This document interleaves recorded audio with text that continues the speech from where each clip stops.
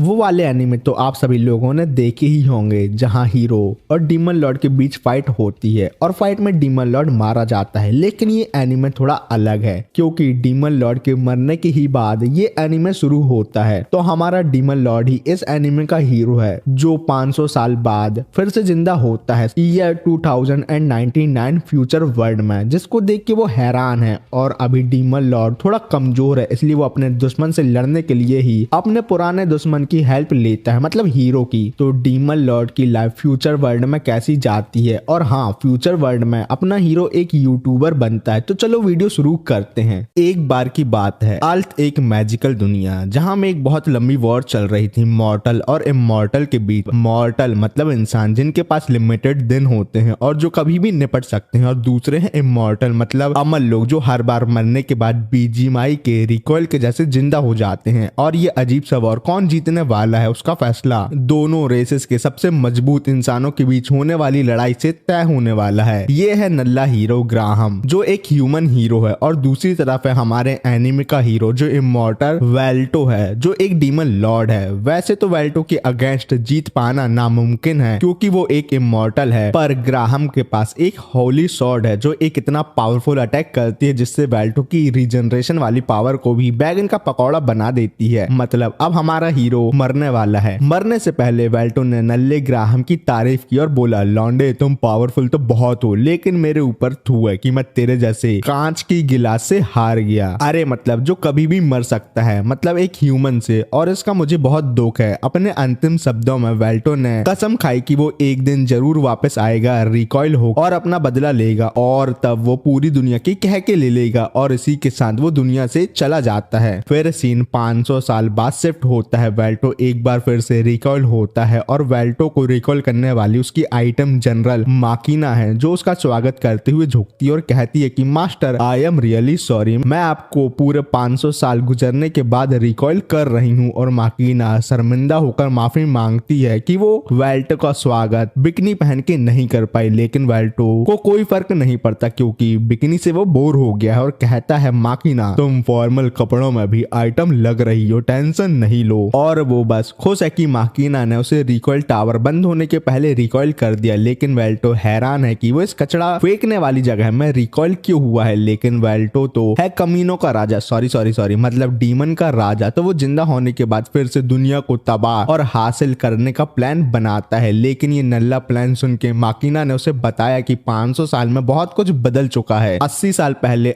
Alt और अर्थ के बीच एक बड़ी तबाही हुई जिसमें दोनों वर्ल्ड एक हो गए, जो तुम्हारी गर्लफ्रेंड और तुम कभी नहीं हो पाए। इसी तबाही के कारण 90% पॉपुलेशन निपट गई और नेशनल गवर्नमेंट के घोड़े लग गए, और अब सभी शहर इंडिपेंडेंट सिटी स्टेट की तरह काम करते हैं। और कुछ छोटे वॉर के अलावा दुनिया काफी पीसफुल है, मतलब कोई भी वेल्टो के जैसे दुनिया जीतने का प्लान नहीं बना रहा। माकिना उसे ऊपर ले जाके नई दुनिया दिखाती है और वेल्टो इस नए फ्यूजन वर्ल्ड की टेक्नोलॉजी और मैगी टेक देखकर हैरान परेशान हो जाता है और सोचता है बताओ किसी जमाने में ये इंसान कीड़े मकोड़े थे मेरे सामने, और अब देखो इतने खतरनाक टेक्नोलॉजी से ये मुझे फिर से निपटा सकते हैं। ये सब देखने के चक्कर में वेल्टो गलती से एक आदमी से टकरा जाता है और माकिना उसे हटा के माफी मांग लेती है। पर जब वेल्टो देखता है कि लोग माकिना जैसे आइटम लड़की और 6 डार्क पियर्स के मेंबर को भी नहीं पहचान रहे तो वो गुस्सा हो जाता है और एक ग्रैंड मैजिक स्पेल यूज करता है। माकिना उसे रोकने की कोशिश तो करती है पर वेल्टो उसकी नहीं सुनता। लेकिन जब लोग स्पेल को इग्नोर करके उसे नल्ला और छपरी बोलने लगते हैं और एक अलार्म बजता है जिसका मतलब ठुल्ले आने वाले हैं, तो माकिना उसे भागने को बोलती है। जब दोनों दुम दबा के भाग रहे थे तभी वेल्टो एक आदमी को देखता है जो बिल्कुल नल्ले ग्राहम जैसा लगता है, लेकिन माकिना उसे खींच के ले जा लेती है। सेफ होने के बाद माकिना उसे बताती है कि इमॉर्टल को अब दुनिया ह्यूमन राइट के लायक नहीं समझती। जब वर्ल्ड फ्यूज हुए थे तो इमॉर्टल को हर जगह से भगाया गया, पर मेजर इंडस्ट्रीज ने उनको मारना शुरू कर दिया और एंटी इमॉर्टल वेपन बनाए जिससे मॉर्टल को खत्म किया जा सकता था। और अब लगभग ऑलमोस्ट सभी इमॉर्टल खत्म कर दिए गए हैं। ये सब सुन के वेल्टो हैरान हो जाता है, जिसके बाद वेल्टो बाकी के 6 डार्क पियर्स मतलब जनरल के बारे में पूछता है। माकिना बताती है उनका कोई अता पता नहीं है, कोई जिंदा है या मर गया। उसे सिर्फ जैनो के बारे में कंफर्म है कि वो मर गया है। जैनो ने अपनी जान दी ताकि माकिना वेल्टो के रिकार्नेशन रिचुअल को कर सके। माकिना की वफादारी के लिए वेल्टो से शुक्रिया अदा करता है और उसको चौको देने का भी वादा करता है। लेकिन जब वेल्टो मार्कस का नाम लेता है तो माकिना घबरा जाती है और बात को टालने की कोशिश करती है और कुछ खाना लेने चली जाती है। तभी एक लड़की जो हैकिंग कर रही थी, मतलब न्यूज की जगह डाटा ट्रांसफर करने वाली वीडियो चला देती है। अभी भी समझ नहीं है, अरे पटना रेलवे जंक्शन में जो चली थी ना वही वाली वीडियो। और ये अज्जू भाई वाली हैकर लड़की वेल्टो के रेडार पर आ जाती। लड़की के टैलेंट को देखकर वेल्टो बहुत इम्प्रेस हो जाता है और वो लड़की थोड़ी नहीं बहुत बड़बोली होती है, जैसे किसी किसी की गर्लफ्रेंड होती है ना वैसे टाइप की, जिसकी बातें इंपॉर्टेंट नहीं है। तो वेल्टो से मार्कस के बारे में पूछता है। लड़की बताती है कि मार्कस एक बड़ी कंपनी का सीईओ है और एक बिल्डिंग में जाने को कहती है जहां उसको मार्कस मिल सकता है। वेल्टो मार्कस के टावर पर पहुंचता है जहां एक पिंकी रोबोटो से हाय हाय बोलता है। वेल्टो रिसेप्शनिस्ट पर जाकर मार्कस से मिलने की रिक्वेस्ट करता है और तभी वहां मार्कस की प्राइवेट सेक्रेटरी उसे लेने आती। वैसे ये लड़की देखने में तो आइटम है कि नहीं बताओ। और हमारे हीरो की नजर भी उसके तरबूजों में ही है। टावर के टॉप फ्लोर पर पहुंचने के बाद वेल्टो मार्कस को देखकर उसे खड़े होने को कहता है क्योंकि वो डीमन लॉर्ड जो है, पर मार्कस अपनी कुर्सी से नहीं उठता। जब वेल्टो मार्कस पर अटैक करता है तब उसकी असिस्टेंट वेल्टो पर तलवार से हमला करके उसका काट देती है हाथ, जिससे वेल्टो बहुत देर बाद रीजनरेट होता है। फिर मार्कस मजाक उड़ाते हुए कहता है, अबे नल्ले और कमजोर राजा जिसका लेग पीस भी बहुत कमजोर है, मैं क्या तेरे लिए उठूं, मेरा तेरे लिए ना उठाए। हाथ की बात कर रहा हूँ गंदे लोग। और मैं इमॉर्टल किंगडम को फिर से बनाने में हेल्प नहीं करूंगा, ठीक है अब यहाँ से जाओ नहीं तो निपटा दूंगा बाकी इधर से। फिर जब वेल्टो मार्कस को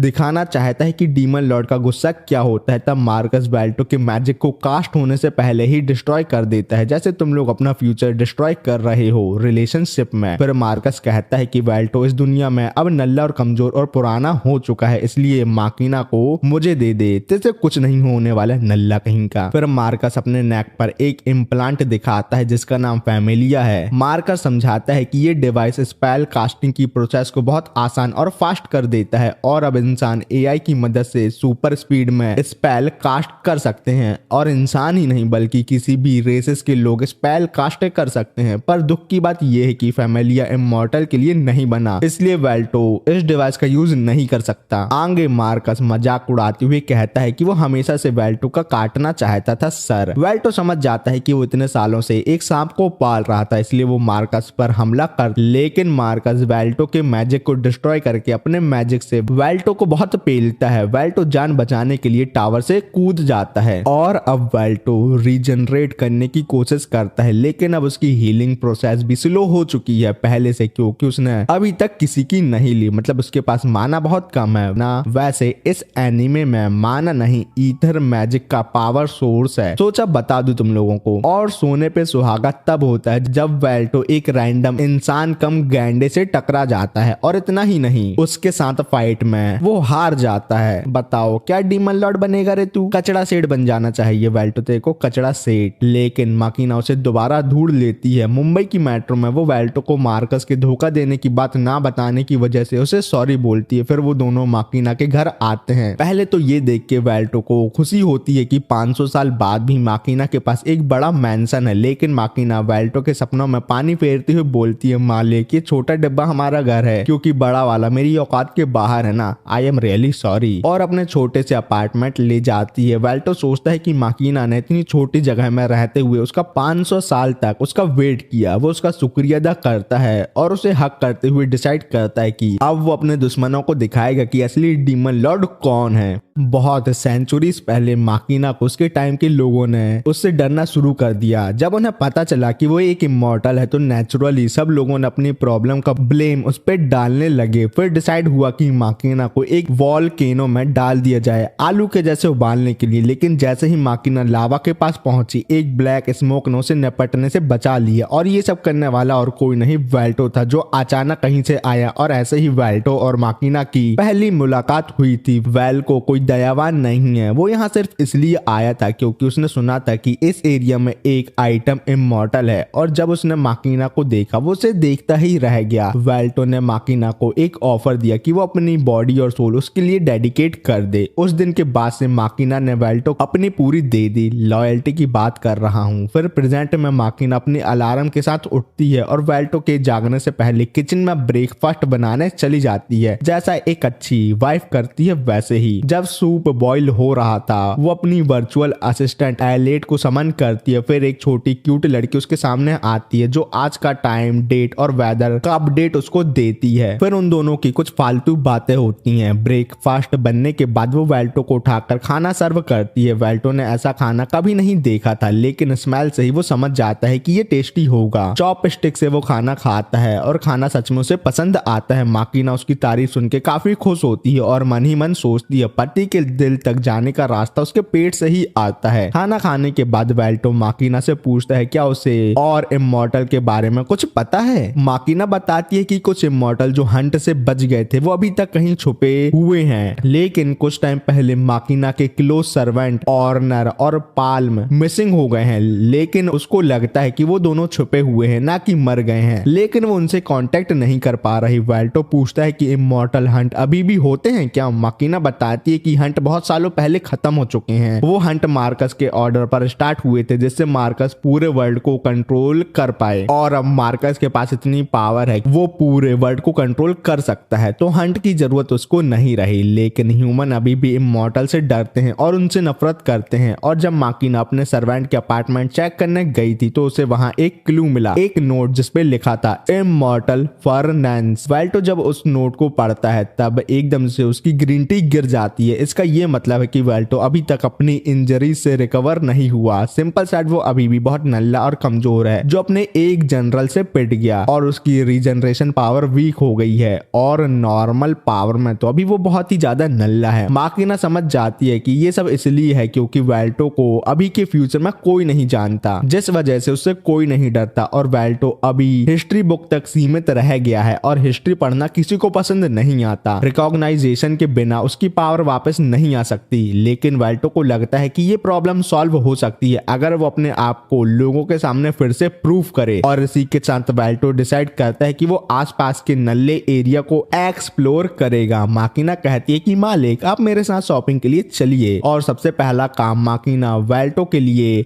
मॉडर्न कपड़े लेने का करती है। वो एक मॉडर्न स्टोर के अंदर जाती है जहां माकिना वेल्टो का 3D स्कैन करवाती है, और बजट टाइट होने के कारण वो वेल्टो से माफी मांगती है। तो वेल्टो से कहता है कि उसकी नेचुरल ब्यूटी किसी भी आउटफिट में अच्छी लगेगी। माकिना अपनी वर्चुअल असिस्टेंट एलेट से हेल्प लेती है जो बजट और प्रैक्टिकलिटी के बेस में एक ट्रैक सूट रिकमेंड करती है। माकिना को ये अच्छा नहीं लगता, लेकिन वेल्टो को वो ट्रैक सूट पसंद आ जाता है और जैकेट पे डीमन लॉर्ड लिखा होता है, और ये डिजाइन देख के वेल्टो और भी ज्यादा खुश हो जाता है। शॉपिंग के बाद वेल्टो और माकिना एक फास्ट फूड शॉप पर आते हैं। वेल्टो माकिना से पूछता है कि फैमिलियर डिवाइस यूज करना कैसा लगता है। माकिना बताती है कि फैमिलिया एक रिवॉल्यूशनरी डिवाइस है जो मैजिक यूज करने को इजी बनाता है, और इसी की हेल्प से हम शॉपिंग और कम्युनिकेशन भी कर सकते हैं बहुत ही इजीली, और जिसके पास ये नहीं होता उसकी लाइफ बहुत हार्ड होती है। लेकिन फैमिलिया होने के बाद भी माकिना की करंट फाइनेंशियल सिचुएशन पाकिस्तान की तरह गरीब ही है। वेल्टो माकिना का फैमिलिया इंस्पेक्ट करना चाहता है, इसलिए वो माकिना के नेक के पास आता है, और 500 साल बाद मालिक का टच पाके माकिना गीली हो जाती है। फिर वेल्टो डिसाइड करता है कि वो एक जॉब करेगा।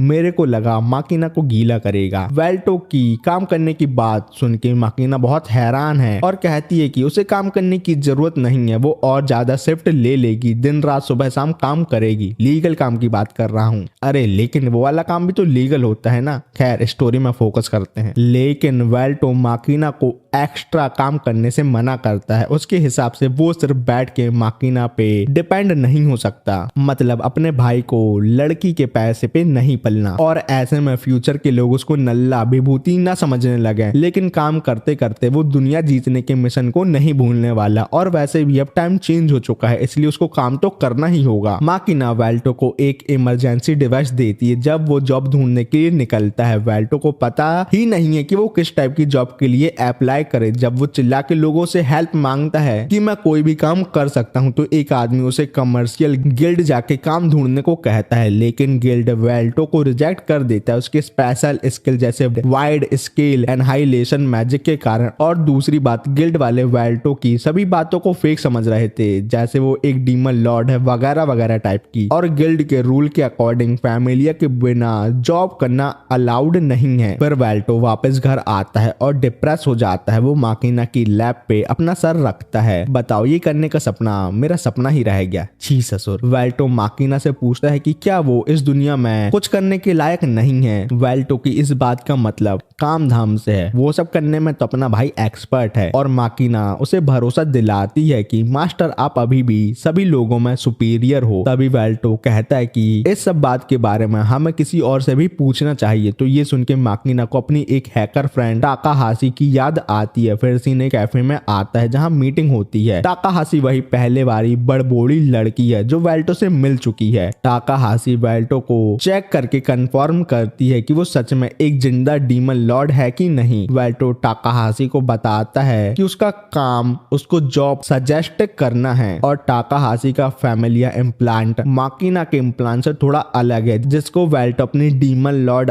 आई पावर से एनालाइज करता है। ये सब देख के टाकाहाशी वेल्टो से इम्प्रेस होती है। वेल्टो उसे जॉब ऑप्शन के बारे में पूछता है। टाकाहाशी कहती है कि जब तुम्हारे पास कोई इम्प्लांट नहीं है और तुम अभी भी नल्ले और कमजोर हो, लेकिन तुम हैंडसम और 500 साल पुराने डीमन लॉर्ड हो जिसमें लड़कियां फ्लैट हो सकती हैं, प्रेजेंट में तुम्हारे लिए एक ही जॉब बेस्ट है मेरे हिसाब से, एक यूट्यूबर स्ट्रीमर बनना। अरे मतलब अर्पित बाला, लेकिन वो तो टकला है ना। टाकाहाशी समझाती है कि स्ट्रीमर अपने वीडियो ऑनलाइन पोस्ट करते हैं जिसमें वो कुछ ना कुछ करते रहते हैं, जैसे कैरेमनाटी के जैसे गेम खेलना या अर्पित बाला के जैसे ज्ञान पेलना, और स्ट्रीमर को एड रेवेन्यू या डोनेशन के थ्रू पैसे मिलते हैं। और अभी टाकाहाशी के पास उसके अपने पुराने स्ट्रीमिंग इक्विपमेंट भी पड़े हुए हैं। वो थोड़े आउटडेटेड तो हैं लेकिन काम चल जाएगा। और मान लो वेल्टो फेमस हो गया तो वो नए इक्विपमेंट खरीद लेगा। माकिना को ये आइडिया बिल्कुल पसंद नहीं है कि वेल्टो स्ट्रीमिंग करे, क्योंकि ये काम एक रिस्की जॉब है। वही मम्मी लोग वाली बात, यूट्यूब से कुछ नहीं होने वाला, गवर्नमेंट जॉब की तैयारी करो, वही बातें हैं और कुछ नहीं। माकिना के हिसाब से गवर्नमेंट जॉब करना जैसा एक जमा ठमा काम अच्छा होता है, लेकिन टाकाहाशी का मानना है कि यूट्यूबर बनना वेल्टो के लिए एक अच्छी जॉब हो सकती है, क्योंकि वेल्टो की वॉइस और वो दिखता बहुत रापचक है और सोने पे सुहागा। वेल्टो का ऑरा भी पॉजिटिव में है, तो उसके स्टार बनने के चांस बहुत ज्यादा हाई हैं। जब टाकाहाशी ऐसा बोलती है तो माकिना भी मान लेती है कि वेल्टो हैंडसम तो है, लेकिन फिर भी उसको इस काम पे भरोसा नहीं है। लेकिन आगे माकिना एक प्रॉब्लम बताती है कि कुछ गेम वेल्टो बिना फैमिलिया के नहीं खेल पाएगा। मास्टर से फिजिकल कंट्रोल वाले गेम तो खेल ही सकते हैं। टाकाहाशी बोलती है इसमें कोई प्रॉब्लम नहीं है, क्योंकि फ्यूचर के लोग अब गेम देखने के लिए स्ट्रीम नहीं देखते, वो स्ट्रीमर के लिए देखते हैं। वही पायल गेमिंग वाला सीन है फ्यूचर में और कुछ नहीं। माकिना वेल्टो से पूछती है कि वो क्या सोचता है, लेकिन लिमिटेड ऑप्शन होने की वजह से वेल्टो टाकाहाशी का आइडिया मान लेता है। उस रात माकिना बाथरूम में होती है और वेल्टो इस दुनिया के इंटरनेट को रिसर्च कर रहा था। उसे जल्दी ही समझ आ जाता है कि ये इंटरनेट दुनिया भर की इंफॉर्मेशन स्प्रेड करने का सबसे फास्ट तरीका है, लेकिन साथ ही साथ ज्यादातर लोग या तो कैट वीडियो देखते हैं या फिर इंस्टाग्राम में उल्टे सीधे वीडियो, और इसी से वेल्टो को लगता है कि लोगों के ओपिनियन बदलना बहुत आसान है। पर तभी माकिना बाथरूम से निकलती है, वो भी बिना कपड़ों के, और जब उसे समझ आता है कि वो घर में अब अकेली नहीं है तो वो तुरंत वेल्टो से माफी मांगती है और कपड़े पहन लेती है। वेल्टो उससे कहता है कि सॉरी बोलने की जरूरत नहीं है, और उसे लगता है कि माकिना की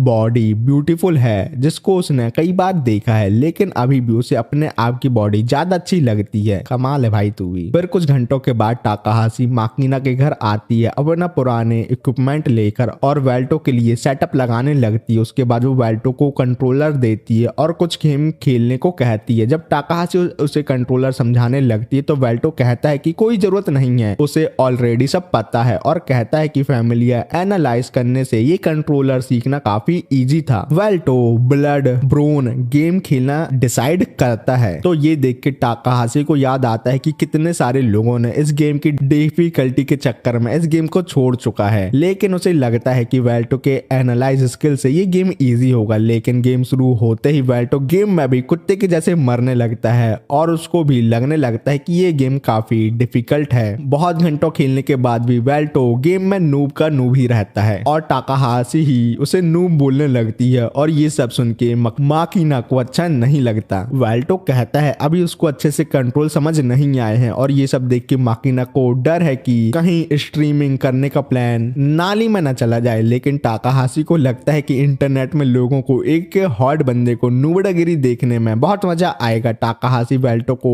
अपने लिए एक इंट्रो बनाने को कहती है जो मैंने अभी तक नहीं बनाया। वेल्टो कहता है कि क्या वो नॉर्मल इंट्रोडक्शन दे सकता है, लेकिन टाकाहाशी मना करती है। उसके हिसाब से वर्ल्ड के 5 मिलियन स्ट्रीमर स्ट्रीमर में से सिर्फ 1% पैसे कमाते हैं। तो अगर वेल्टो को सक्सेसफुल होना है तो उसे एक अच्छा इंट्रो बनाना ही होगा। माकिना कहती है कि वेल्टो अपने वॉर डिक्लेरेशन को अपना इंट्रो बना ले। ये सुन के वेल्टो अपने स्टाइल में बोलता है, police mortal you should feel honour to be in my presence. Hindi मतलब ये है कि मूर्ख मनुष्यों, तुम्हें मेरी उपस्थिति में सम्मानित महसूस करना चाहिए। ताकाहाशी को लगता है ये इंट्रो ठीक तो है लेकिन इसको और अच्छा होना चाहिए। अब इससे अच्छा क्या कर ले भैया वो। और तब ताकाहाशी वेल्टो को स्ट्रीमिंग का क्रैश कोर्स देने लगती है और बोलती है कि हर दिन स्ट्रीम करना होगा चाहे कोई देखे या ना देखे। गंदी और गवर्नमेंट के बारे में नहीं बोलना वरना तुम्हें तुरंत बैन पड़ जाएगा। सबसे इम्पोर्टेंट, माकिना को कैमरे के सामने से आने से बचना होगा क्योंकि लोग उसे वेल्टो की गर्लफ्रेंड समझने लगेंगे, जिसको सुन के माकिना तो बहुत खुश है। टाइम के साथ वेल्टो पॉपुलर होने लगता है जिसके साथ साथ उसके हेटर भी बन जाते हैं जो उसकी स्ट्रीम में नेगेटिव कमेंट करते हैं। लेकिन वेल्टो उनके कमेंट को इग्नोर करता है बल्कि उनको एंकरेज करता है कि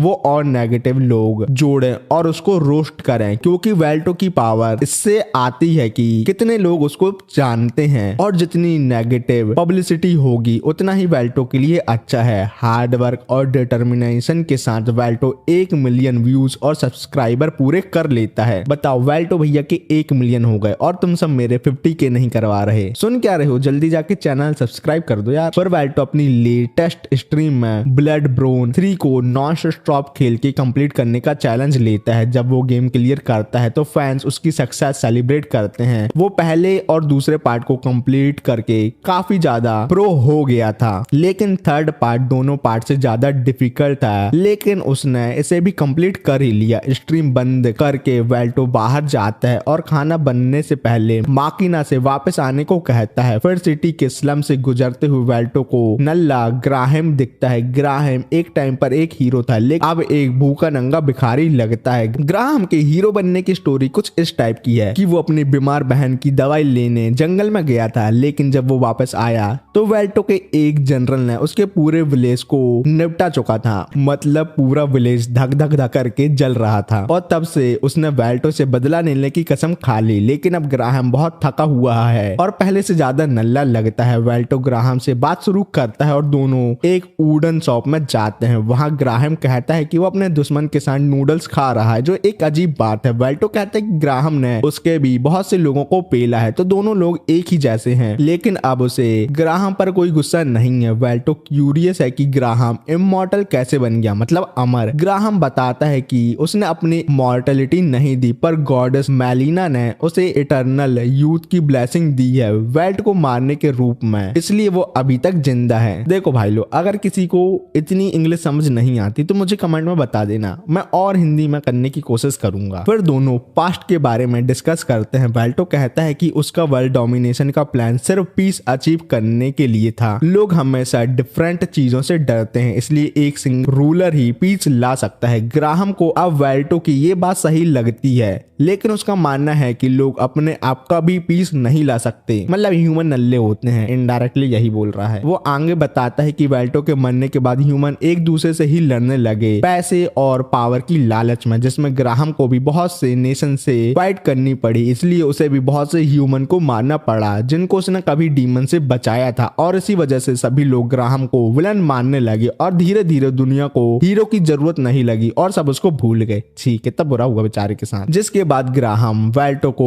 उस जैसे नल्ले को खाना खिलाने के लिए थैंक्स बोल के वहां से चला जाता है। जिसके बाद वेल्टो भी अपना काम करने निकलता है। रास्ते में वो टाकाहाशी को एक गली में प्रॉब्लम में देखता है जहां एक और उसे पेलने वाला था, सॉरी मतलब उसे पैसे के लिए धमकी दे रहा था। वेल्टो टाकाहाशी की हेल्प करता है और अब उसके पास मिलियन सब्सक्राइबर हैं जिससे उसकी पावर बढ़ चुकी है, तो वो अपने मैजिक से नल्ले और को हरा देता है। ये सब देख के टाकाहाशी वेल्टो को अपना बॉडीगार्ड बनने का ऑफर देती है और वेल्टो भी इस ऑफर के लिए हाँ बोल देता है क्योंकि ये काम करने से वो थोड़े एक्स्ट्रा पैसे कमा सकता है। फिर वो दोनों एक वेयर हाउस आते हैं और यहाँ से टाकाहाशी को कुछ इंपॉर्टेंट आइटम चोरी करना है और वेल्टो का काम है गार्ड को डिस्ट्रैक्ट करना। लेकिन वेल्टो है तो नल्ला और दिमाग से कमजोर ही ना, इसलिए वो सीधा दरवाजा तोड़ के धड़ धड़ा के अंदर घुस जाता है। वेल्टो एक सीक्रेट मिशन पर आया गया है जहाँ उसे टाकाहाशी के लिए एक मिस्टीरियस क्यूब लाना है। उसे एक टेबल के ऊपर एक क्यूब दिखता है और वो टाकाहाशी से कॉल के जरिए पूछता है कि आइटम यही आइटम लाना है ना। टाकाहाशी हाँ बोलती है, पर वो थोड़ा कंफ्यूज हो जाती है कि वेल्टो भैया उससे बात कैसे कर रहे हैं जब उनके पास कोई फैमिलियर नहीं है। लेकिन वेल्टो फुल चौड़ में बोलता है। वेल्टो सुन के वेजिटेबल समझा क्या? अपन वेजिटेबल नहीं वर्जिन है। अरे सॉरी गलती हो गई, अपन वेजिटेबल नहीं वेरी इंटेलिजेंट है। तो वेल्टो ने अपने दिमाग का यूज करके फैमिलिया के कम्युनिकेशन ईथर कॉपी किया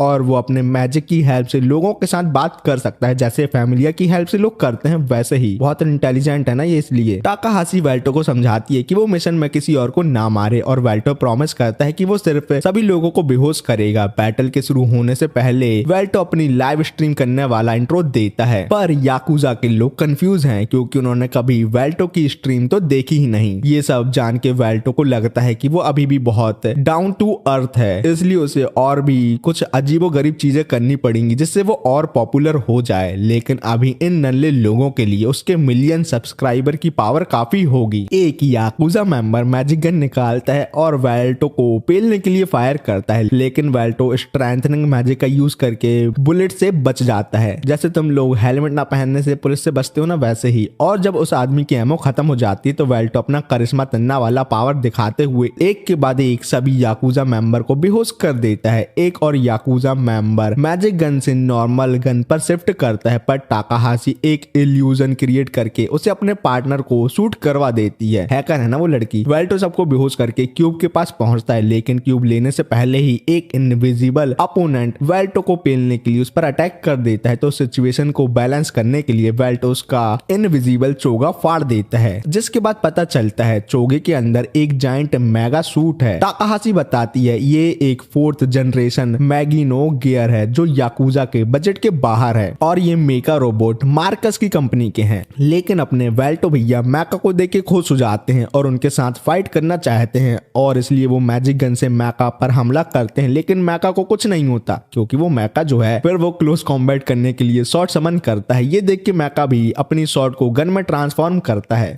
मान लो बीच फाइट में वेल्टो भैया अपना हथियार निकालते तो मैका सामने से हथियार कैसे निकालता? कुछ भी सोचता रहता हूँ। खैर स्टोरी आगे बढ़ाते हैं और दोनों के बीच एक जबरदस्त फाइट शुरू होती है। फाइट के बीच मैका सीरियस हो जाता है, जैसा तुम लोग अपने रिलेशनशिप में हो गए हो, लेकिन सामने वाली लड़की नहीं हुई, सेम वैसी हाल है। और मैका वेल्टो का पहला एक हाथ काटता है, फिर उसका एक ही सर रहा है। पर ये सब बात मैका पायलट हेडक्वार्टर पर रिपोर्ट करता है कि टारगेट को मैंने निपटा दिया है, लेकिन तभी वेल्टो का सर बात करते हुए पायलट को डराता है। वेल्टो पायलट से कहता है अरे लॉन्डे तुम स्ट्रॉन्ग तो बहुत हो, लेकिन तुम एक डीमन लॉर्ड को इतनी नल्ली पावर से नहीं मार सकते। फिर वेल्टो भैया अपने सर को अपने धड़ में लगाते हैं जो देखने में तो मेरे को अच्छा लगा। और इसके बाद वेल्टो अपना अल्टीमेट वेपन वर्नल समन करता है। वेल्टो के वेपन के ऑरा को देख के ही पायलट की फटके 4 हो जाती है। फिर वेल्टो अपने नेक्स्ट अटैक से मैका को खत्म कर देता है, लेकिन पायलट को जिंदा छोड़ देता है इंटेरोगेशन करने के लिए। वैसे इसके अंदर कोई ह्यूमन नहीं है, उसने सर्वर छोड़ा है, लेकिन नल्ला पायलट एक सेल्फ डिस्ट्रक्शन कोड एक्टिवेट करता है और अपनी जान बचा लेता है। फिर फटके 4 होने के बाद टाकाहाशी आके वेल्टो की कंडीशन चेक करती है और ये देख के हैरान है कि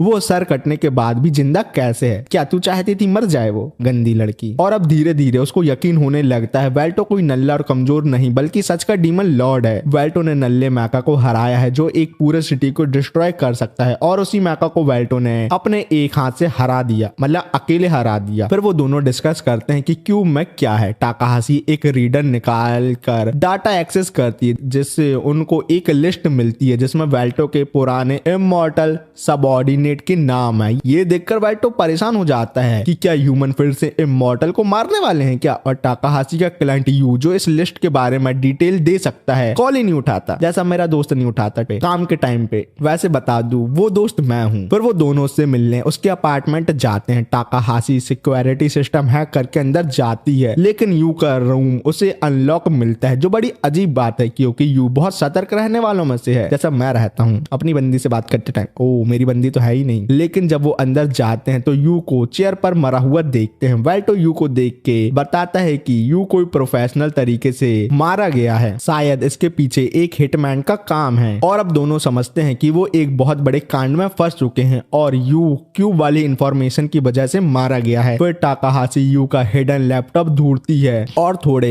तामझाम करने के बाद उन लोगों को उसमें एक बैकअप वीडियो फाइल मिलती है। वीडियो में यू बताता है कि सिटी के ईथर रिएक्टर इमॉर्टल सोल को फ्यूल की तरह यूज करता है, जिसे इमॉर्टल फर्नेस प्रोजेक्ट कहते हैं। ये मार्कस की कंपनी का एक इविल प्लान है जो इमॉर्टल को पब्लिक की नजर में इविल बनाता है और फिर उन्हें निपटा देता है फर्नेस में डाल के फ्यूल बनाने के लिए। यू आगे बताता है कि मार्कस अब नए इमॉर्टल की तलाश में है क्योंकि रिएक्टर का फ्यूल खत्म हो गया है। जो मरे हुए इमॉर्टल थे ना वो निपट चुके हैं इस बार अच्छी तरीके से। ये सब सुन के टाकाहाशी हैरान और गुस्सा होती है। तू क्यों हो रही है, तू तो मॉर्टल है ना, पर समझ जाती है कि इस इंफॉर्मेशन को पब्लिक करना उसकी मौत ला सकता है। तब ये सब जान के वाल्टो डिसाइड करता है कि ये इमॉर्टल का प्रॉब्लम है और एक इमॉर्टल किंग के रूप में ये उसकी जिम्मेदारी है कि इस मामले को वो अकेले हैंडल करे और अपने लोगों का मार्कस से बदला ले, उसको मार के। फिर वो यू की बॉडी को पुलिस को रिपोर्ट करते हैं। तब वाल्टो माकीना को कांटेक्ट करने की कोशिश करता है लेकिन माकीना सामने से कोई आंसर नहीं देती, जिससे वाल्टो को समझ आ जाता माकीना के घोड़े लग चुके हैं, मतलब वो कोई खतरे में है, क्योंकि माकीना कभी भी अपने मालिक का कॉल रिजेक्ट नहीं करती, जैसे मैं अपनी मम्मी का नहीं करता। फिर सीन माकीना पे आता है जो फ्रिज खोल के देखती है कि डिनर के लिए क्या बनाना है, बट वही सेम चीजें रहती हैं जो पहले थी। पर अच्छी बात यह है कि एलेक्ट उसे बताती है कि वो बची खुची सब्जियों से एक अच्छी कढ़ी बना सकती है। तभी डोरबेल बजती है, माकीना जाके दरवाजा खोलती है लेकिन वो बहुत गुस्सा हो जाती है जब वो बाहर मार्कस को देखती है जो उसकी लेने आया है, सॉरी उसको फ्यूल बनाने के लिए आया है। लेकिन माकीना बिना कुछ बोले मार्कस पर हमला कर देती है, उसको पेलने के लिए, मतलब मारने के लिए। और माकीना के अटैक से मार्कस फ्लेम से घिर जाता है और पीछे गिरता है, लेकिन वो भी इमॉर्टल है तो इतना सब होने के बाद भी वो नहीं मरता। जिसके बाद माकीना हॉट ड्रेस में ट्रांसफॉर्म होती है जिसमें वो आइटम लग रही है और घर के बाहर निकलती है मार्कस से फाइट करने के लिए। और फाइट के पहले ही वो अपना फैमिलिया को नेटवर्क से डिस्कनेक्ट कर लेती है ताकि मार्कस उसे हैक ना कर पाए और उसकी इंपॉर्टेंट फाइल ना देख पाए। फिर दोनों के बीच मैजिक वेपन अटैक शुरू होते हैं और पहले तो लगता है कि फाइट बराबर की है, पर मार्कस के डिस्ट्रैक्ट होने का फायदा उठा के माकीना उसका पकड़ती है हाथ और उसे ब्लास्ट करके अलग कर देती है। मार्कस इससे हैरान तो होता है लेकिन कुछ ही सेकंड में वो अपना हाथ रीजनरेट कर लेता है, जैसे ये उसका रोज का काम हो, नीचे वाला ऊपर वाला। फिर मार्कस एक एरिया अटैक करता है जिसका नाम है ब्लडी सॉर्ड रेन। इस अटैक से एक बहुत बड़ा एक्सप्लोजन होता है लेकिन माकीना ने अपने आप को शील्ड से बचा लिया था जिससे वो सेफ रहती है। लेकिन इन दोनों की फाइट से वाल्टो और माकीना का छोटा सा आशियाना कचड़ा घर बन गया है। फिर अचानक एक ट्विस्ट आता है, मार्कस की हॉट सेक्रेटरी स्मोक से निकलती है और माकीना पे छुप के अटैक करती है, पर माकीना हॉट सेक्रेटरी को अपने एक इल्यूजन के साथ हुतिया बना देती है, जैसे लड़कों का हुतिया बनाती है ना वैसे ही। माकीना को पता था मार्कस बहुत बड़ा वाला चीटर है, इसलिए सेक्रेटरी के आने से वो हैरान नहीं है। फिर माकीना सेक्रेटरी को राख में बदलने की स्पेल तैयार करती है लेकिन मार्कस एकदम से कोड ब्रेकर बोलता है और माकीना का फैमिलिया बंद हो जाता है। फैमिलिया बंद होने से माकीना हैरान है और सेक्रेटरी इस मौके का फायदा उठा के माकीना के संतरों के आर पार अपनी तलवार कर देती है और इसी के साथ माकीना फाइट हार जाती है। लेकिन मार्कस माकीना के ऐसे कुत्ती भरी हालत देख के खुश है, लेकिन माकीना पूछती है तूने क्या किया मेरे साथ? मार्कस कहता है मैंने अभी थोड़ी ना कुछ किया है, वो तो बाद में करूंगा। फिर मार्कस बताता है उसने सिर्फ उसका फैमिलिया शट डाउन किया है। ये सुन के माकीना को शौक लगता है क्योंकि उसने अपने फैमिलिया को इंटरनेट से डिस्कनेक्ट किया था, तो ये पॉसिबल नहीं होना चाहिए। मार्कस कहता है कि उसका फैमिलिया एक स्पेशल प्रोटोटाइप है जो मॉडर्न फैमिलिया से ऊपर है और क्योंकि वो IHMI का डायरेक्टर है जो फैमिलिया बनाती है तो उसके पास सब फैमिलिया का एडमिन एक्सेस है, जिस वजह से वो ऑफलाइन फैमिलिया को भी अपनी मर्जी से बंद कर सकता है। फिर मार्कस अपने प्लान के बारे में बात करता है कि वो दुनिया का नया डीमन लॉर्ड बनना चाहता है क्योंकि वाल्टो भैया अब पुराने और कमजोर और नल्ला हो चुका है। पर मार्कस ताकत से नहीं बल्कि इंफॉर्मेशन और टेक्नोलॉजी को कंट्रोल के थ्रू सभी लोगों पे राज करेगा। फिर उसकी हॉट सेक्रेटरी उसे याद दिलाती है कि उनका अगला अपॉइंटमेंट लेट हो रहा है। मार्कस फिर माकीना को बताता है कि वो इमॉर्टल फर्नेस के लिए फ्यूल बनने वाली है। फिर सीन चेंज होता है जब वाल्टो और टाकाहाशी वापस घर लौटते हैं तो वो देखते हैं कि पूरा घर डिस्ट्रॉय हो चुका है, सिर्फ एक गेम कंट्रोलर को छोड़ के। वाल्टो को आसपास माकीना नहीं दिखती जिससे वो परेशान हो जाता है क्योंकि माकीना उसके लिए दुनिया में सबसे इंपॉर्टेंट है। जिसके बाद वाल्टो माकीना की यादों को याद करता है जिससे टाकाहाशी उसे बाहर निकालती और पूछती है क्या क्या वो ठीक है? वेल्टो रियलिटी में वापस आता है और कहता है कि यहाँ खड़े रहने से कुछ नहीं होने वाला। टाकाहाशी ड्रोन हैक करने का प्लान बनाती है ताकि वो देख सके कि यहाँ क्या हुआ था, क्योंकि न्यूज में बता रहे हैं कि यहाँ बहुत बड़ा ब्लास्ट हुआ था। फिर टाकाहाशी डिलीवरी ड्रोन को हैक करके उनकी कैमरे रिकॉर्डिंग देख के पता लगाती है कि मार्कस माकिना को ले गया है, जिसमें उसकी सेक्रेटरी ने उसका साथ दिया था और वो उसे सिटी के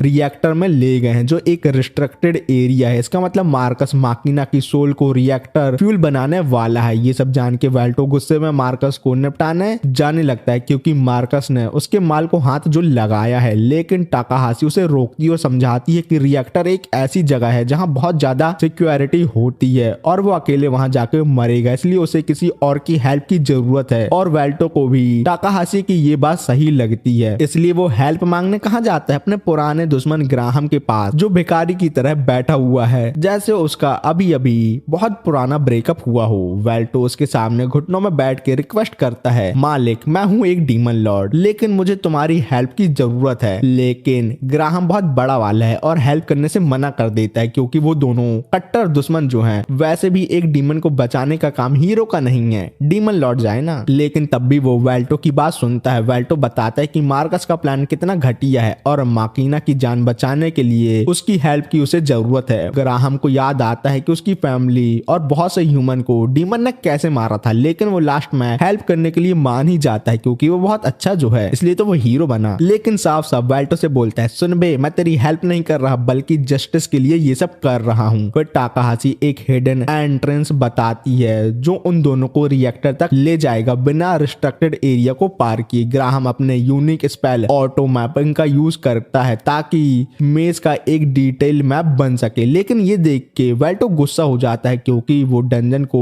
बनाता था जिसमें बहुत टाइम लगता था और ग्राहम इस मैजिक से सब ट्रैप के बारे में पता लगा लेता था, जो एक चीटिंग है। मान लो आप फूल लगाओ और उसको कोई और तोड़ ले, ये बात मैं फूल के लिए नहीं बोल रहा। पर ग्राहम कहता है कि ट्रैप और ट्रे के चक्कर में पढ़ना उसका स्टाइल नहीं था, उसका गोल सिर्फ जल्दी से डंजन क्लियर करना था बस। टाकाहाशी दोनों को डांटती है और मिशन पे फोकस करने के लिए कहती है। ग्राहम अपना मैप कंप्लीट करता है और दोनों मेज के अंदर जाते हैं और अंदर जाने के बाद एम्बिएंट ईथर डांस होने लगता है और दोनों का टाकाहाशी के साथ कम्युनिकेशन टूट जाता है। लेकिन टाकाहाशी वेल्टो को कहती है कि अगर उसका काम टाइम पे कंप्लीट नहीं होता है तो उन्हें एनिमी फोर्सेस को डिस्ट्रैक्ट करना होगा। रिएक्टर के करीब आते ही ग्राहम नोटिस करता है कि वेल्टो पुराने वेल्टो से काफी अलग है। पुराना वेल्टो किसी के लिए भी दयालु नहीं था। पुराना वेल्टो कभी अपने दुश्मन के सामने अपना सर नहीं झुकाता। ग्राहम वेल्टो से कहता है अगर वो ऐसा ही दयालु अपने प्राइम टाइम पे होता, मतलब 500 साल पहले, तो उनके बीच की हिस्ट्री अलग होती, मतलब कौन फाइट जीतता वो पक्का नहीं होता। लेकिन इन सब बातों में वेल्टो ज्यादा ध्यान नहीं देता, क्योंकि उसका पूरा फोकस तो माकिना को बचाने के बारे में सोच रहा था। फिर जब लेफ्ट का दरवाजा खोलता है तो अंदर वेल्टो और ग्राहम को मार्कस की हॉट सेक्रेटरी मिलती है, जो उन दोनों का लेने का इंतजार कर रही थी। अरे मतलब उनका इंतजार कर रही थी फाइट करने के लिए, क्योंकि मार्कस ने ऑलरेडी अंदाजा लगा लिया था कि वेल्टो यहाँ जरूर आएगा। मार्कस ने माकिना को रिएक्टर के कोर के पास बांधा हुआ है और वो बड़े मजे से अपनी पुरानी कॉमरेड को खत्म करने के लिए तैयार है। जब वेल्टो दोबारा रिकॉइल हुआ तब मार्कस ने उसके आसपास के लोगों की रिसर्च शुरू की और इसी रिसर्च से मार्कस को पता चला कि माकिना वेल्टो की बंदी है और अभी तक जिंदा है और शहर में छुपी हुई है और उसी ने वेल्टो को रिकॉइल किया है। फिर मार्कस माकिना को बताता है कि वो दोनों कहाँ हैं। इस जगह को इमॉर्टल फर्नेंस कहते हैं, जहाँ अमर लोगों की आत्मा को फ्यूल की तरह जलाकर ईथर जनरेट किया जाता है, जो शहर को चलाता है। माकिना पहले मार्कस की ये बात सुनकर थोड़ा कंफ्यूज हो जाती है, लेकिन फिर उसे याद आता है कि उसके 2 सबऑर्डिनेट अभी भी मिसिंग है। मार्कस कंफर्म करता है कि उन दोनों नल्ले निब्बा निब्बी को उसने फर्नेंस में डाल दिया फ्यूल बनाने के लिए। ये सुनकर माकिना का पारा हाई हो जाता है और वो गुस्से में अपना फायर अटैक करती है, लेकिन मार्कस अपनी शील्ड के पीछे छुपकर बच जाता है और ताना मारते हुए अपने पुराने कॉमरेड जैसे ज़ेनो के बारे में बात करता है और कहता है ज़ेनो वो पहला इमॉर्टल था जिसे फर्नेंस में डाला गया था। और मार्कस उसकी चीखों को इतना एंजॉय करता है कि उसने उन्हें रिकॉर्ड करके मिक्स टेप बना दिया। और नल्ली माकिना को अब समझ आता है उसके लगने वाले हैं, मतलब मार्कस का नेक्स्ट टारगेट वो खुद है। और मार्कस कहता है मुझे अब तुम्हारी जरूरत है, क्योंकि फर्नेंस के लास्ट इमॉर्टल की सोल ऑलमोस्ट खत्म होने वाली है और मार्कस के पास और कोई ऑप्शन नहीं है। अगर इस फर्नेस के बारे में पब्लिक को पता चला तो इमॉर्टल राइट जैसे मसले उठ जाएंगे जो मार्कस को पसंद नहीं है। इसी बीच मार्कस की सेक्रेटरी वेल्टो और ग्राहम के सामने खड़ी है। उसका काम था मार्कस के लिए वक्त बढ़ाना ताकि वो अपना इविल काम पूरा कर सके और माकिना को फर्नेस में डाल दे। सेक्रेटरी वेल्टो का मजाक उड़ाती है लेकिन वो ग्राहम को पहचान जाती है और ये देख के वो हैरान हो जाती है। प्रेजेंट में ग्राहम के बारे में डाटाबेस में लिखा हुआ है इसलिए वो उसको पहचान गई, लेकिन वो हैरान है कि एक हीरो डीमन लॉर्ड की हेल्प क्यों कर रहा है। बताओ कैसा कलयुग आ गया है। फिर ग्राहम वेल्टो से कहता है कि वो आगे जाए और माकिना को बचाए जो उसकी आइटम गर्लफ्रेंड है, इनडायरेक्टली तो है, जबकि वो सेक्रेटरी को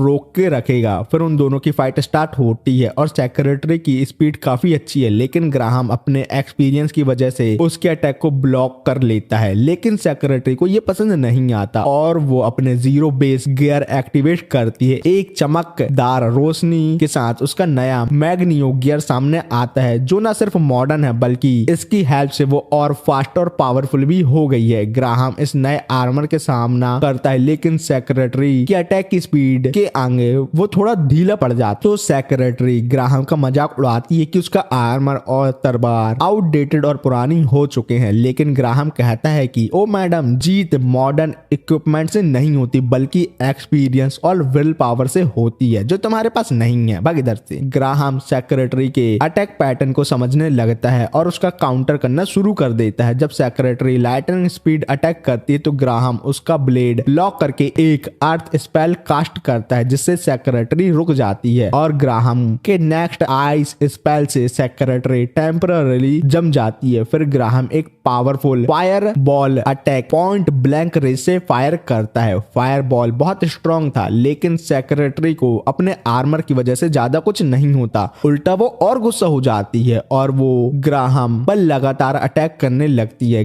ग्राहम उसके अटैक को ब्लॉक करके एक स्लैश अटैक करता है लेकिन सेक्रेटरी का आर्मर फिर उसे बचा लेता है और सेक्रेटरी कहती है कि वो हार नहीं मानेगी, लेकिन ग्राहम उसे याद दिलाता है कि वो एक हीरो है जो अपने 500 साल के एक्सपीरियंस के साथ फाइट कर रहा है, इसलिए वो जीत के ही रहेगा। सेक्रेटरी अपना फुल माना एक ब्लेड लाइटनिंग स्ट्राइक में डालती है लेकिन ग्राहम अपनी तलवार के अंदर छुपी हुई पावर का इस्तेमाल करता है। उसकी तलवार जो एक टाइम पे एक्स शॉट कहलाती थी, शॉट दोबारा अपनी पावर पाती है। तलवार के अंदर की आत्मा ग्राहम की नोबल इंटेंशन को कंफर्म करती है और ग्राहम एक अल्टीमेट टेक्निक यूज करता है। सेक्रेटरी के मॉडर्न गियर के बावजूद ग्राहम का अटैक इतना पावरफुल होता है कि सेक्रेटरी का पूरा मैग्नियो गियर डिस्ट्रॉय हो जाता है और इसी अटैक से ग्राहम ने 500 साल पहले अपने हीरो मतलब वेल्टो को मारा था। सेक्रेटरी अब इंजर्ड और कमजोर होने की वजह से हार मान लेती है लेकिन वो ग्राहम से पूछती है कि वो कैसे जीत गया, तो ग्राहम उसे बताता है कि जीत का असली राज है एक्सपीरियंस और डिटर्मिनेशन। सेक्रेटरी का प्लान था मार्कस को सपोर्ट करना लेकिन अब वो ग्राहम के हाथों हार चुकी है। ग्राहम कहता है कि वो सेक्रेटरी को नहीं मारेगा क्योंकि अब उसके लिए वो कोई खतरा नहीं है और वो पहले भी नल्ली थी अभी भी नल्ली ही है, लेकिन वो मानता है कि सेक्रेटरी स्ट्रांग है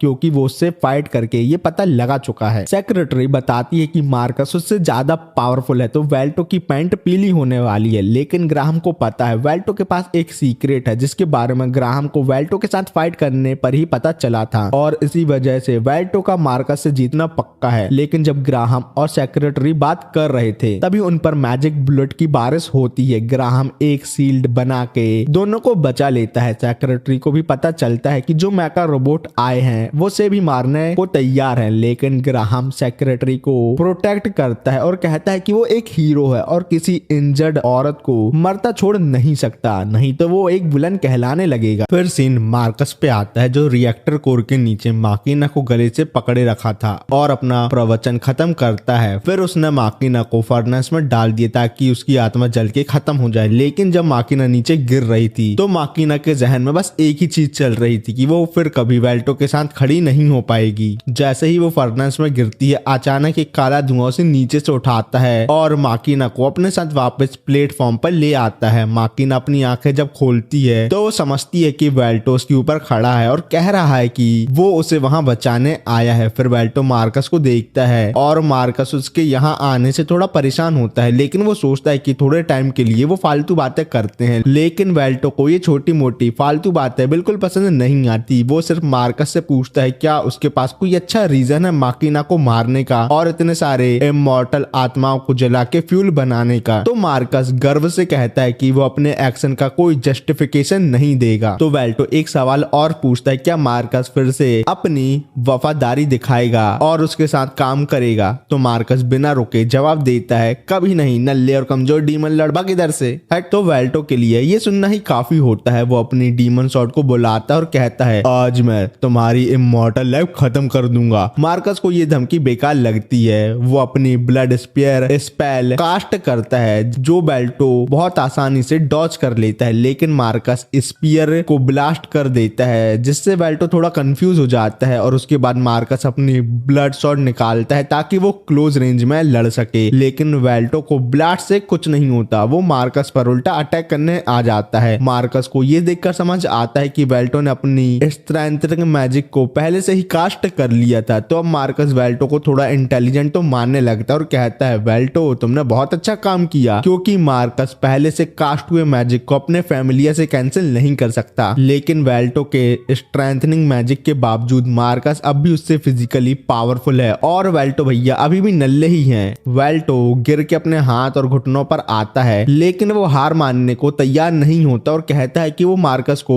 उसके इमॉर्टल क्राइम की सजा दे के रहेगा। मार्कस वेल्टो के मजे लेते हुए बोलता है, तुम्हें लगता है तुम मुझे हराने के लायक हो, नल्ले और कमजोर राजा, हट इधर से। तो ये सुन के वेल्टो ने अपने दिमाग में पूरा यकीन बना लिया था कि वो मार्कस को हरा सकता है और उसके जहन में कोई डाउट नहीं होता हारने का। लेकिन मार्कस सिर्फ हंस के बोलता है, तुम्हें लगता है तुम मुझे हराने के लायक हो, सपने में। मार्कस बीच कन्वर्सेशन के दौरान अपने मूवमेंट में तेजी बढ़ाता है और वेल्टो को पीछे से मारने की कोशिश करता है। वेल्टो समझ जाता है अटैक कहां से होने वाला है, तो वो अपनी शॉट को मार्कस की नेक के पास ले जाता है ताकि मार्कस के फैमिलिया को डिस्ट्रॉय कर सके। लेकिन मार्कस को पता था वेल्टो ऐसा ही करेगा, तो वो लास्ट सेकंड में वेल्टो की शॉट को ऊपर करता है जिससे शॉट सिर्फ उसका सर काट पाती है। लेकिन इससे भी मार्कस मरता नहीं और वो फिर से अपने सर को रिजनरेट कर लेता है और कहता है, मैं जानता था तुम मेरे फैमिलिया को टारगेट करने वाले हो राजा। वेल्टो को समझ में आ जाता है कि मार्कस किसी भी तरीके से अपने फैमिलिया को डिस्ट्रॉय करने नहीं देगा और फिर मार्कस अपने फैमिलिया स्पेल के थ्रू अपनी पावर दिखाता है और ब्लड बॉम्ब का यूज करता है और वेल्टो को मारने की कोशिश करता है, लेकिन वेल्टो को कुछ नहीं होता। फिर मार्कस वेल्टो के ऊपर बहुत बड़ा ब्लास्ट कर देता है जिससे नल्ले वेल्टो के दोनों हाथ कट जाते हैं, जिसके बाद वेल्टो बहुत गुस्सा हो जाता है और मार्कस को बताने को रेडी होता है कि असली पापा कौन है, मतलब वो डीमन लॉर्ड क्यों है। वेल्टो अपने सेकंड फॉर्म में आने लगता है जिसको देख के मार्कस की फटके चौराहा हो चुकी है। फिर सीन टाकाहाशी पर आता है जो अपने हैकरगिरी दिखा के सभी न्यूज और सभी चैनल को हैक करके उसमें वेल्टो की यूट्यूब वीडियो चला देती है जो पूरी सिटी देखने लगती है। वेल्टो ने ही टाकाहाशी से कहा था उसको और ज्यादा पावर की जरूरत है, तो जितने लोगों से जानेंगे उतना वेल्टो स्ट्रांग होगा और टाकाहाशी ने वेल्टो का ये काम पूरा कर लिया और अब सब वेल्टो के ऊपर है कि वो माकिना को बचा पाता है या उसे मरने देता है। फिर सीन वेल्टो पे आता है जो अपनी सेकंड स्टेज पे आ गया था जिसमें वो बहुत पावरफुल ड्रैगन बन जाता है, जिसको देख के मार्कस की फट जाती है क्योंकि इस स्टेज के बारे में सिर्फ ग्राहम को पता है और किसी को नहीं। और अब मार्कस को समझ आ जाता है वेल्टो उसका पापा है। मार्कस वेल्टो को मारने के लिए स्पेल कास्ट करता है, लेकिन वेल्टो अपने सेकंड स्टेज में बहुत स्ट्रांग हो गया है और बिना फैमिलिया के फैमिलिया वाले सभी काम कर सकता है, इसलिए वो मार्कस की स्पेल कास्ट होने से पहले उसे कैंसिल कर देता है जैसे कभी मार्कस ने उसके साथ किया था। फिर वेल्टो मार्कस को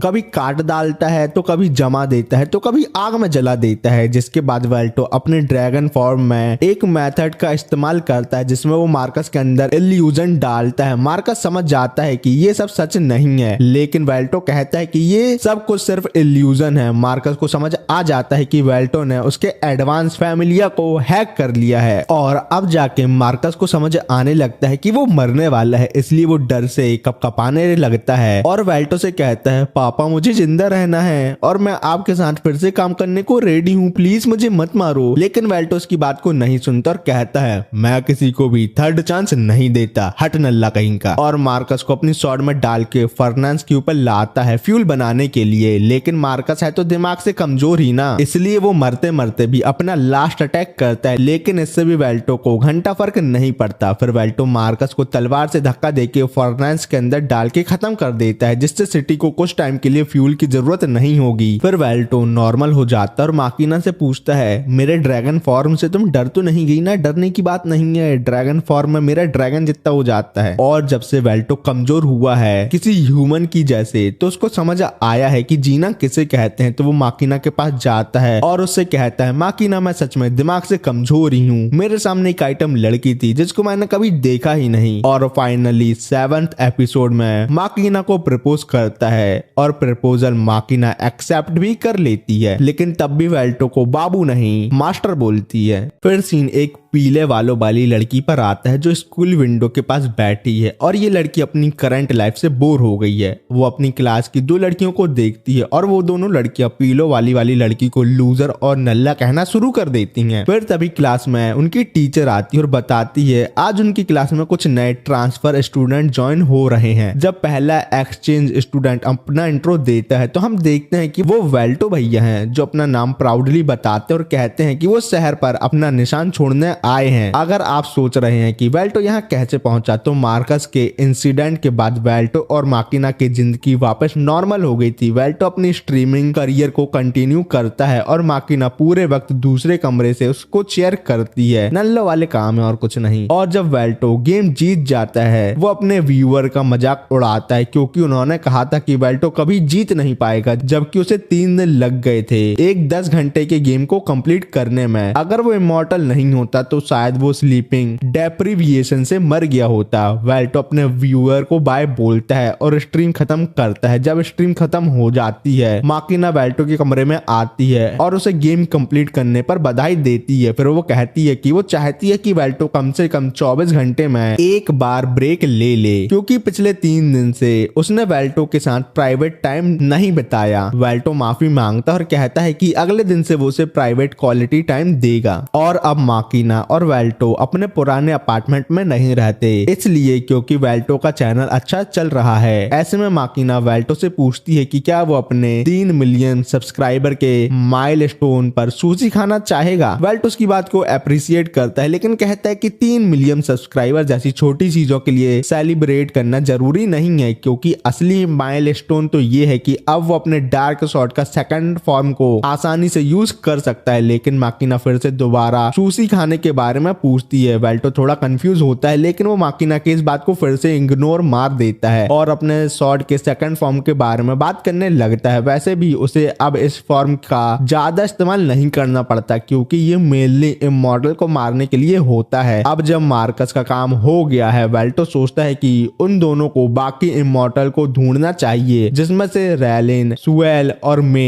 अभी तक मिसिंग है। और अगर मार्कस उन सबको मार देता तो वो अपने आप को और पावरफुल जरूर करता है, इसलिए वेल्टो को लगता है कि वो सभी लोग अभी भी कहीं जिंदा हैं। पर वेल्टो माकिना से पूछता है क्या माकिना उसकी मदद करने के लिए तैयार है, और माकिना पूरी वफादारी के साथ कह देती है वो पूरी कोशिश करेगी बचे हुए जनरल को ढूंढने में। आगे वेल्टो याद करता है कि एक वक्त पे उसने डार्क पियर्स रिकॉर्ड बनाया था, जिसमें डार्क पियर्स की सभी माना सिग्नेचर थी, ताकि वो उनकी लोकेशन और एक्टिविटी ट्रैक कर सके। वेल्टो माकिना से पूछता है कि वो रिकॉर्ड कहाँ गए। माकिना बताती है रिकॉर्ड काफी वक्त पहले खो गए हैं, इसलिए जनरल को ढूंढना काफी मुश्किल होगा मास्टर। और ये सुन के भी वेल्टो का डिटर्मिनेशन कम नहीं होता और वो किसी भी तरीके से अपने डार्क पियर्स को ढूंढना चाहता है। तभी उन दोनों को डोरवेल की आवाज आती है और वो जाकर देखते हैं कि टाकाहाशी उनके दरवाजे पर खड़ी हुई है। वेल्टो को थोड़ा सरप्राइज होता है क्योंकि टाकाहाशी ने कभी नहीं बताया था कि वो एक स्कूल स्टूडेंट है। वेल्टो से पूछता है कि क्या इतना डेंजरस और इलीगल काम करना ठीक है जब अभी भी वो एक स्टूडेंट है। टाकाहाशी फुल चौड़ में कहती है जब तक पकड़े ना जाए तब तक इलीगल काम करने में कोई गलत बात नहीं है। फिर वो वेल्टो को कांग्रेचुलेट करती है उसकी जीत पर और कहती है कि 3 दिन तक स्ट्रीम करने से उसे कोई प्रॉब्लम नहीं हुई। ये सुन के वेल्टो थोड़ा परेशान हो जाता है कि शायद उसके व्यूअर को इतनी लंबी स्ट्रीमिंग पसंद नहीं आई होगी, लेकिन टाकाहाशी उसे बताते हैं कि लंबी स्ट्रीम यूजुअली बैकग्राउंड म्यूजिक की तरह चलती है, इसलिए कोई टेंशन की बात नहीं है। फिर वो पूछती है कि वेल्टो नेक्स्ट किस गेम को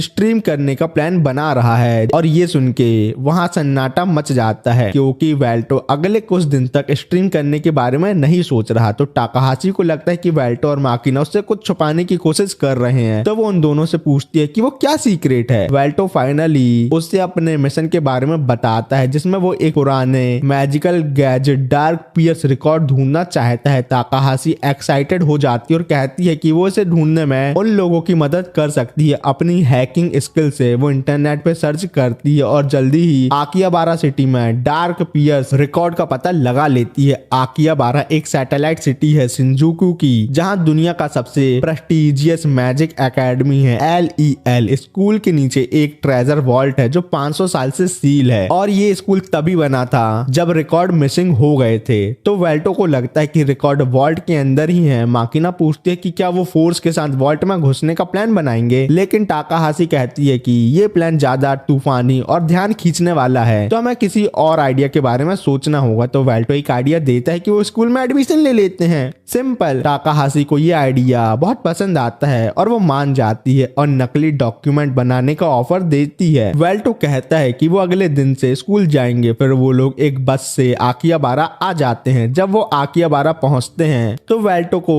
इमिग्रेशन गेट पर रोबोट रोक लेते हैं जो उसकी आईडी पूछते हैं। वेल्टो थोड़ा गुस्सा हो जाता है कि रोबोट को उसके 3 मिलियन सब्सक्राइबर के बारे में पता नहीं है क्या, जो वो उसकी आइडेंटिटी के बारे में पूछ रही है। तो टाकाहाशी वेल्टो को संभालती है और रोबोट को वो आइडेंटिफिकेशन दिखाकर वेल्टो को वहां से खींच लेती है। स्कूल के अंदर वेल्टो को नॉस्टैल्जिया फील होता है क्योंकि ये शहर पुराने जमाने के अल्त से मिलता है। टाकाहाशी बताते हैं कि एडवांस मैजिकल प्रोस्टेटिक की वजह से लोग अपनी पूरी बॉडी रिप्लेस कर सकते हैं। वेल्टो थोड़ा कंफ्यूज होता है, लेकिन वो समझता है कि ऐसे इनक्रेडिबल टेक्नोलॉजी उसके टाइम में सोचा भी नहीं जा सकता था। स्कूल के अंदर जाकर वो ट्रोट मैजिकल एकेडमी की प्रिंसिपल से मिलते हैं। ट्रोट एक इम्पोर्टेंट फिगर है जो आकिहाबारा सिटी के एक बड़े हाउस गियोल हाउस की लीडर है। टाकाहाशी अपने नकली डॉक्यूमेंट दिखाती है, लेकिन जब वेल्टो अपना नाम बताता है तो ट्रोट बिना किसी सवाल के उन्हें स्कूल में एडमिशन दे देती है। कैसी है ये? ट्रोट वेल्टो से पूछती है कि वो स्कूल क्यों आया है। वेल्टो सीधा जवाब देता है कि वो स्कूल के नीचे के ट्रेजर वॉल्ट को देखना चाहता है और ट्रोट को समझ में आ जाता है कि वेल्टो को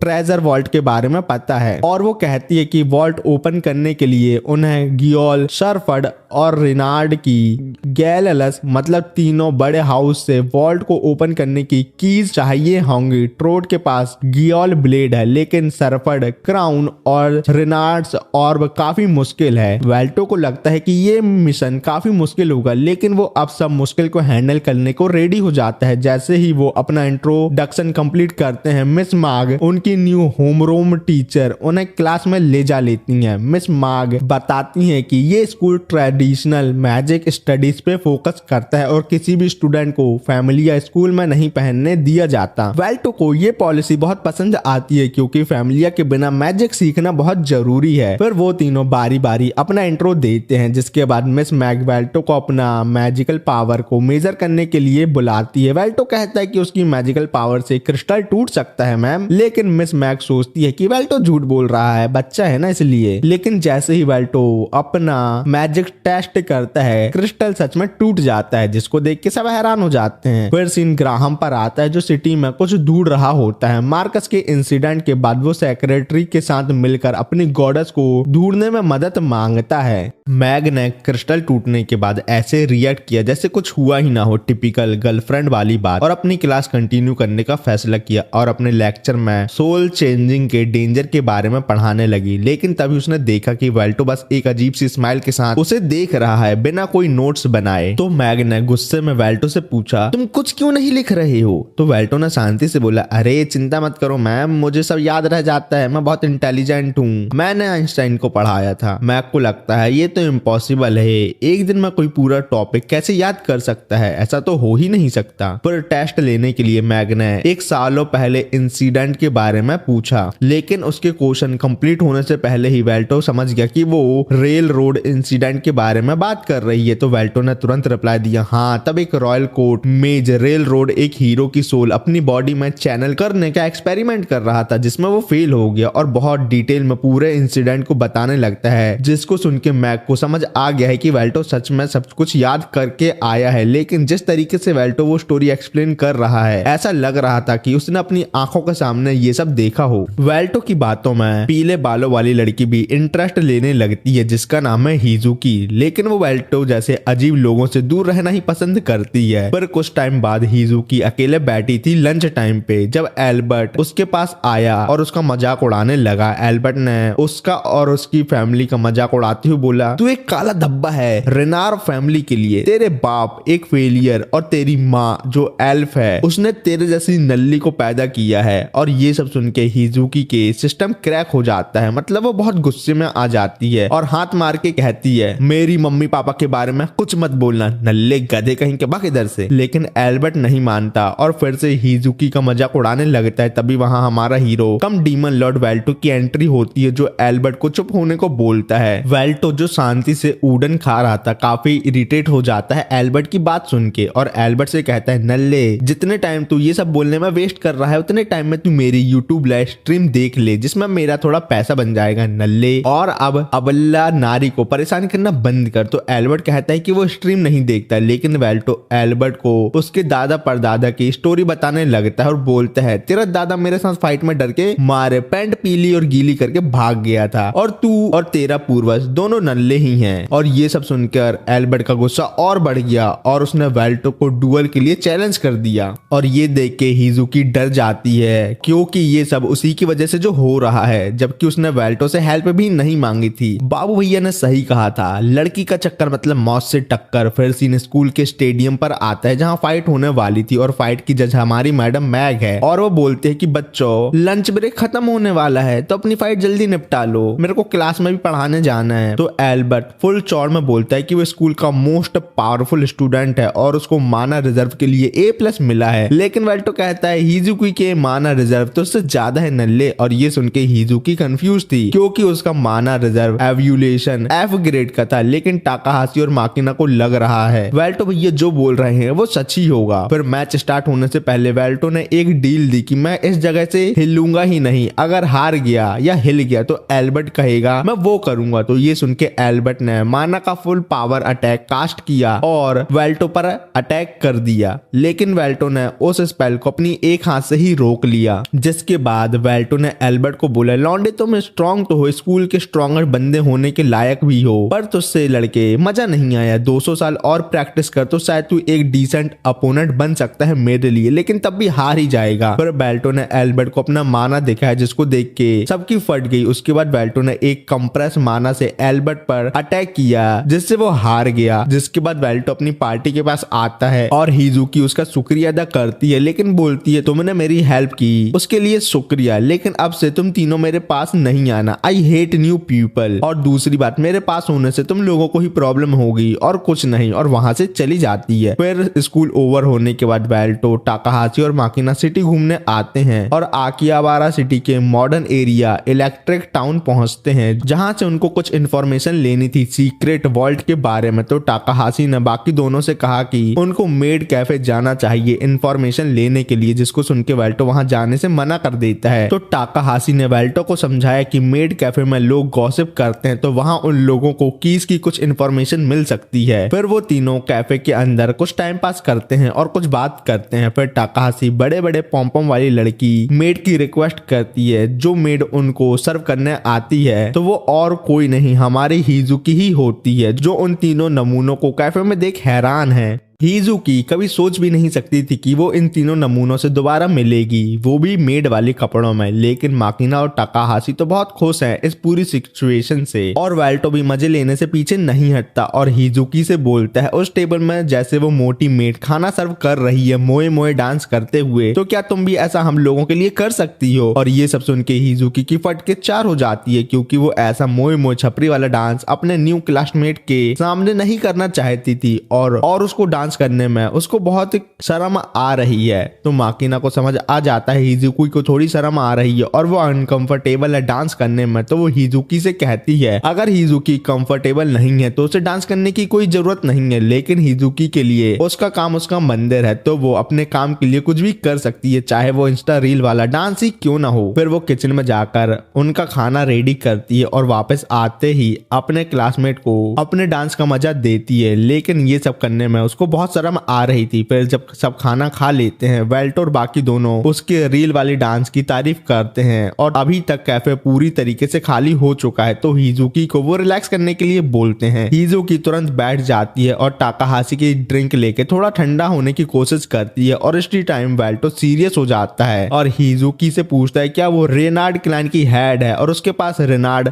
रेगालिया है। हिजुकी वेल्टो से पूछती है आपको रेगालिया क्यों चाहिए। वेल्टो समझाता है कि उसे स्कूल के नीचे वाले ट्रेजर वॉल्ट को खोलने के लिए रेगालिया की जरूरत है, लेकिन हिजुकी उसे बताती है कि उसका रेगालिया अब उसके पास नहीं है। उसकी फैमिली रेनार्ड रेगालिया के बिना बर्बाद हो गई और अब वो सिर्फ एक गरीब स्टूडेंट है जो पार्ट टाइम करके अपना गुजारा करती है। ये सब सुन के टाकाहाशी क्यूरियस हो जाती है और पूछती है ये रेगालिया इतना इंपॉर्टेंट क्यों है। तो हिजुकी बताती है कि रेगालिया एक तरह का प्रूफ है जो किसी किंग की पावर को दिखाता है। जब वो बोल रही थी उसकी आंख अचानक से दुखने लगती है जो वाल्टो नोटिस कर लेता है। दर्द होने के बावजूद हिजुकी अपनी बात पूरी करती है और कहती है कि 500 साल पहले हीरो ग्राहम ने डीमन लॉर्ड को हराया था तो गॉडेस मैरल ग्राहम को बहुत पसंद करने लगी और उससे खुश हो गई, इसलिए उसने ग्राहम को रेगालिया, एक बड़ी सी टेरिटरी और अपना आशीर्वाद दिया। लेकिन जब ग्राहम को निकाल दिया गया तो ग्राहम ने रेगालिया को उसके भरोसेमंद आदमी किंग लुएल II के हवाले कर दिया। लुएल ने रेगालिया अपने तीनों बेटों में बांट दिया और तभी से इन तीनों रेगालिया के लिए लड़ाई होती आ रही है। तो वाल्टो कहता है कि उसे हिजुकी से एक और काम है, उसे दूसरे हाउस होल्ड लीडर सैबर्ड से मिलना है और सैबर्ड से मिलाने के लिए हिजुकी मान जाती है क्योंकि वो वाल्टो का कर्ज उतारना चाहती है, क्योंकि वाल्टो ने स्कूल में एक बार उसकी हेल्प जो की थी। लेकिन इन्हीं सब बातों के बीच हिजुकी का पेट गुड़गुड़ाने लगता है क्योंकि उसने अपनी शिफ्ट के दौरान कुछ नहीं खाया था। तो वाल्टो डिसाइड करता है कि वो उसे कहीं और ले जाएगा खाना खिलाने के लिए, पर वो सब मीट एरिया में आ जाते हैं। वो चारों जेनेटिकल मॉडिफाई मीट खाते हैं और हिजुकी वहां ड्रैगन मीट खा रही है और जिसको पहले तो देख के वाल्टो और माकिना शुरू में थोड़ा हेजिटेट होते हैं, लेकिन जब ड्रैगन मीट खाते हैं तो वो उन दोनों को बहुत अच्छा लगता है। पहले वाल्टो ड्रैगन मीट इसलिए नहीं खा रहा था क्योंकि वो खुद एक ड्रैगन में ट्रांसफॉर्म हो सकता है, तो ड्रैगन मीट खाना उसे अपने फैमिली मेंबर को खाने जैसा लग रहा था। अपने भाई बहन को खाने के बाद उन लोगों के पास कुछ पुलिस ऑफिसर हिजुकी को परेशान करने आ जाते हैं और वो हिजुकी को बिना बात अरेस्ट करना चाहते हैं। लेकिन तभी वहां स्कूल प्रिंसिपल ट्रेट आ जाती है और सिचुएशन हैंडल कर लेती है। ट्रेट वहां मिस मैक को ढूंढने आई है, लेकिन ट्रेट को हिजुकी से अकेले में कुछ बात करनी थी तो बाकी तीनों वहां से चले जाते हैं। फिर ट्रेट हिजुकी से कहती है कि वो उसको अडॉप्ट करना चाहती है, जिसके लिए हिजुकी को हाँ बोलना होगा। लेकिन अडॉप्ट होने से हिजुकी मना कर देती है क्योंकि उसे अपने खत्म हो चुकी फैमिली नाम की इज्जत बचानी है। जिसको सुन के ट्रेट हिजुकी से बोलती है बेटा मैं हमेशा तुम्हारे साथ हूँ चाहे कुछ भी हो जाए, और वहां से चली जाती है। फिर जब टाकाहाशी हिजुकी के पास आती है तो वो देखती है कि हिजुकी की आंखों की वजह से उसे बहुत दर्द हो रहा है। फिर हिजुकी और वाल्टो सैबर्ड से मिलने आते हैं, जिसके लिए उन्हें सिक्योरिटी चेक से गुजरना होता है। और जब वो दोनों सैबर्ड के पास आते हैं तो हम जान पाते हैं कि सैबर्ड भैया एक गॉबलिन है, जिसको देख के वाल्टो शॉक हो जाता है। लेकिन सैबर्ड बताता है कि वो एक नॉर्मल मर्चेंट था जो अपने हार्ड वर्क की वजह से इस पोजीशन तक पहुंच पाया है। वाल्टो से रेगालिया के बारे में पूछता है और सैबर्ड अपना क्राउन रेगालिया समन करता है। वो बताता है कि रेगालिया फ्रेगमेंट ऑफ गॉडेस मैरल के सोल से बना है और वो यूजर के सोल के साथ बाइंड हो जाता है। जब तक यूजर मर ना जाए रेगालिया कभी उससे अलग नहीं होते। मतलब अगर रेगालिया को अपना बनाना है तो उसके लिए उसके ओनर को मारना होगा, जिसके लिए वाल्टो रेडी हो जाता है। पर सबको रिलैक्स होते हुए बोलता है कि उसको सीक्रेट वोल्ट को ओपन करने के लिए उसके क्राउन की जरूरत है और ट्रैट उसको शॉट देने के लिए रेडी है। तो ये सब सुन के सैबर्ड कुछ फालतू बातें करता है और हिजुकी को बाहर भगा देता है और वाल्टो से अकेले में बात करता है। बताता है कि वो उसके साथ काम करने को रेडी, और बताता है कि रेनार्ड को का खोया हुआ और अभी भी इसी शहर के अंदर है और हिजुकी ही उसकी की है। सैबर्ड वाल्टो से कहता है कि उसकी हेल्प करने के बदले में वाल्टो को हिजुकी की मदद करनी होगी क्योंकि कभी हिजुकी के पापा ने उसकी हेल्प की थी, लेकिन उसका बदला चुकाने से पहले ही वो मर गए, इसलिए वो हिजुकी की हेल्प करके उसके पापा का कर्ज उतारना चाहता है। फिर सीन माकिना पे आता है जो वाल्टो के एक कॉमिक बुक ले लेती है और उसके पास टाकाहाशी आती है। वो दोनों बहुत देर तक पुरानी बातें करते हैं। माकिना अपनी एक इमॉर्टल दोस्त के बारे में बताती है जिसको वो अपनी छोटी बहन मानती थी, लेकिन अब वो कहाँ है उसे नहीं पता। तभी वहां से ट्रैट जाती है जिसको टाकाहाशी आवाज तो देती है लेकिन वो नहीं रुकती। फिर वहां वाल्टो